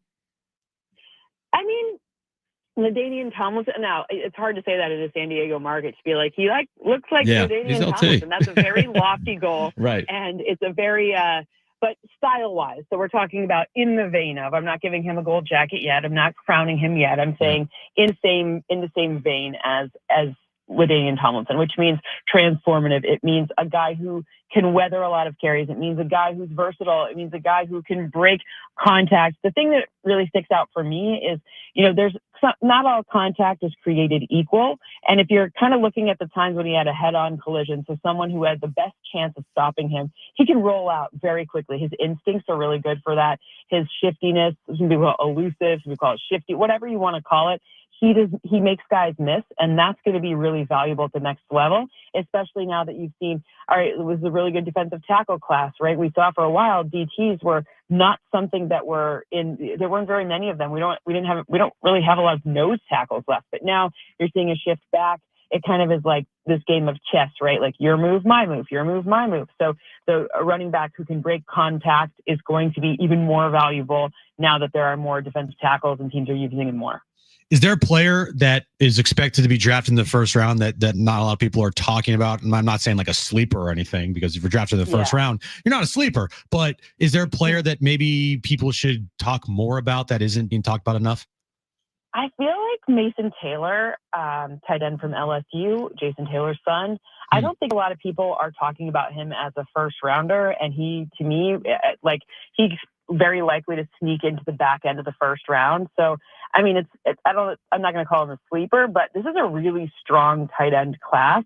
I think we're going to see Tyler Warren out of Penn State go very early. I think we see Colton Loveland out of Michigan also going to be in a first round situation, which means a team that's potentially looking for that tight end, that kind of that big body, the possession guy, a guy can, get the top of the shot, like help you in the red area. I think Mason Taylor has a very good chance to hear his name called on Thursday night. Do you expect like first round fireworks? Like it'd be like crazy trade proposals or like, are you expecting anything kind of wonky or crazy to transpire towards the top of the draft? I think there's two key parts. Like there's two key parts to the first round, and then the Browns having that 33rd pick could make for some interesting drama because they could switch up. They have 10 total picks. They could come back up to get a quarterback, etc. So that's interesting. But I think right at so first of all, what the Giants end up doing could be transformative in this draft. If something weird happens and Abdul Carter goes to the Browns and then the Giants, for some reason, don't take Travis Hunter, I think we could see some interesting stuff go there. I don't know if it'll happen, but that could be a spot. And then number 8, right ahead of the Saints at 9. If the Cam Ward comes off 1 and then Shedeur is sitting there at 9 and someone really wants his services, they could hop up to 8 with the Panthers, who I would think the Panthers are open for doing business. All right, this is a homer question specifically for me, Cynthia. Niners are picking 11th here. They have, I believe, the most draft picks, or tied for the most picks in the draft this year. I am arguing that this draft is probably one of the most important drafts in John Lynch's career as the general manager. Where do you see them going at 11? Where do I see them going, or where would I like to see them go? Where would you like to see them go? If it's me and Will Johnson's there, the corner out of Michigan, I'm just going to be really psyched because you got the best off-ball linebacker in the league. Like, shore up the passing game and figure out magic on that front. Now, I also would like to, I'm fine with O-line too. Like, I give a little help to Brock Purdy. Let's do that in on all of that. I think it's very possible that they take the first wide receiver off the board. Again, if you're considering Travis Hunter not a wide receiver, let's just put him aside. I think that's possible as well. Cynthia, will you be in Green Bay? I will. I'll be in Green Bay freezing because I am no longer a hardy Midwesterner. I am a soft Californian. Oh, you're as like you should be. Yeah, we're all soft, Cynthia. It's okay. I mean, I'm looking at this weather. I'm fine with that. I have no problem with that. The weather it doesn't look great, but it doesn't look like horrific, right? What are 50s, some rain? It's not great. That's some cold rain. That like, is it gets cold. Cold when it's raining at night, Yeah, I've got jackets. We're good. I own all that stuff, Yeah. Didn't get rid of it. Yeah, just wear like 100 layers. It'll be 60 degrees out. Wear 100 layers. I mean, 50 degrees is cold. It really is. We We're are not kidding. so I know. soft. We get it in San Diego. Cynthia, thank you. Enjoy the weekend, and we look forward to catching up again soon. We always appreciate you. Absolutely. Appreciate you guys. Nice talking to you. And next time we talk, we'll have to talk about, I got bit by a camel. So we'll talk about that with Hunter Henry. Don't worry about it. It's fine. So there's a tease. That's a radio tease. We're writing that down. We will discuss soon. Thanks, Cynthia. Safe travels. Bye, guys. Yeah, I'm not really sure how one can be bit by a camel, but apparently Cynthia Freeland was, and I guess we'll have to find out the story next time we have her on. All right, an update on the Padres-Tigers game and my back page. All that coming up next right here on Jon and Jim.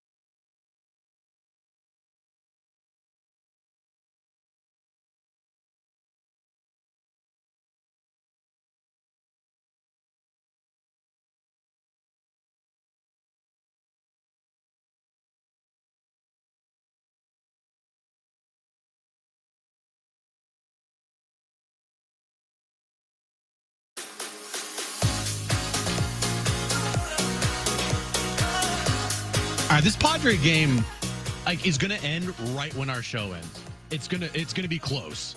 We're in top 9. Padres lead 2-0. Nick Pivetta was brilliant today. 7 innings, no runs, 2 hits, 6 strikeouts. He was fantastic. He has lowered his ERA all the way down to 1.20 on the year. Is that good? It's very good. He's only had one subpar outing, but that was in Chicago. Very cold day. Other than that, he's been brilliant for this Padres team. So the Padres trying to hold on there in Detroit to beat the Tigers. Again, they lead 2-0 in the top of the 9th inning there. All right, Brent, let's get to it.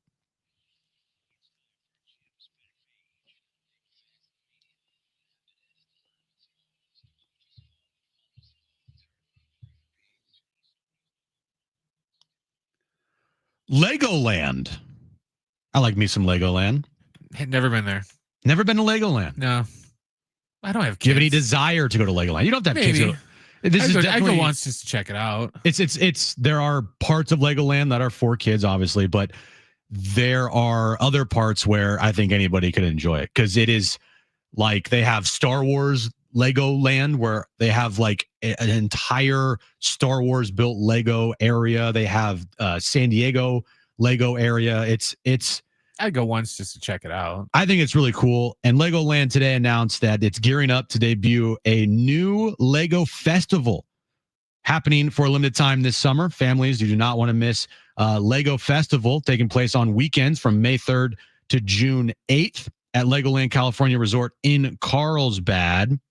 It's the first time that there will ever be a Lego festival. It will feature brick buildings, brand new shows, massive builds, exclusive Lego minifigures, music, dancing, and unique Lego experiences and more. The Lego festival is included with park admission. Obviously, children can get an exclusive Lego festival lanyard and more. So I know John has been to Legoland multiple times with Jones. And I think Legoland is a cool place. In addition to the Lego Festival, Lego World Parade returns this year. After its 2024 debut, the Lego World Parade ends the day with floats, characters, and entertainers inspired by your favorite Lego themes. Park visitors can catch the parade from June 21st to June 30th, July 1st through July 31st, and August 1st through August 9th. Do they just play Everything Is Awesome on a loop the whole time they're at the park? Probably. I mean, I would milk the hell out of the Lego movie there. Wayne Gretzky. Yeah, I've heard of him. He's pretty good. So Alexander Ovechkin broke his record, his goal scoring record. The jersey worn by Wayne Gretzky when he scored his 892nd goal sold at an auction. Now, I think this would have sold for more had Alexander Ovechkin not broken his record. But it sold for, I'm surprised by this, his Rangers game-worn jersey that he broke the record in, $250,000. Do you think that's a lot? No. I don't either. I didn't even remember him playing for the Rangers. Bro, he played for I everybody. mostly remember the Kings, and he played for one of the Canadian teams or something like that first. But I always imagine him, I always think of him as a King. He's a King. I think of him as an Oiler. No, that's who I was thinking. Edmonton. Yeah. Yeah. I think of him as an Oiler, but that's a good amount of money there. And finally, did you know it's Earth Day, Brent? Yes. So Earth Day, it's an annual event held on April 22nd every year. It was first held in 1970. And it now includes a wide range of events coordinated globally by earthday.org. One of the things that people are encouraged to do today on Earth Day is pick up at least 25 pieces of garbage. Okay. Yeah, good. I mean, look, do I think people need to throw their garbage away in what's called it's called a garbage can? So what happens is the garbage can's meant for trash. And then if people throw their trash in the garbage can, that means that garbage won't be on the ground, because on the ground, it's called littering. Oh, you don't just throw it in the ocean? Right. See this piece of garbage I have in my hand, this candy wrapper? That's going to go in that garbage can over there at the end of the day. So it is Earth Day today. I was trying to look up Earth Day deals, but I couldn't really find anything because a lot of stuff I don't even know what it is. Like if I were to look up Earth Day deals right now online, it's a lot of places that I don't like. 14 Earth Day food deals you can save on some green and grub. I'm pretty sure I won't want to eat any of the Earth Day meals. These are going to be like John meals where it's like tofu. Yeah. Well, it's a lot of like restaurants that I've never heard of before. Like, do you know what? I mean, the only place that I know here is Yogurtland. Oh, yeah, I know Yogurtland. Yogurtland customers, let me just take that down. Yogurtland customers can take advantage of a buy one, get one free deal on Dirt Cups on today, Earth Day, while placing an app order on the website. The offer is valid at participating locations while supplies last. Now, I don't know what a Dirt Cup is. That was my follow-up was what the hell is a Dirt Cup? Probably something healthy. Right? Probably something healthy. Now, I don't know what like wild grain is. I don't know what Stasher is. I don't know what Quantum is. I don't know what Mountain Mike's Pizza is. I don't know what Juliet is. Yeah, I don't know any of that. I don't know any of that. Daily Harvest. But if you are a person that knows what these are, John would know what all these are. Then look for Earth Day deals. I know it's late in the day, almost 6 o'clock, but still. Look for Earth Day deals and put your trash in the garbage can, why don't you? All right, Padres trying to close out the Tigers. They have a 2-0 lead heading to the bottom of the 9th inning. We have Lakers basketball on the station tonight, 7 p.m. They're trying to even up the series against the Timberwolves. Tomorrow, we will have a Jon and Jim wrap-up show after the Padres-Tigers game 3. So until then, have a great rest of your night, everybody.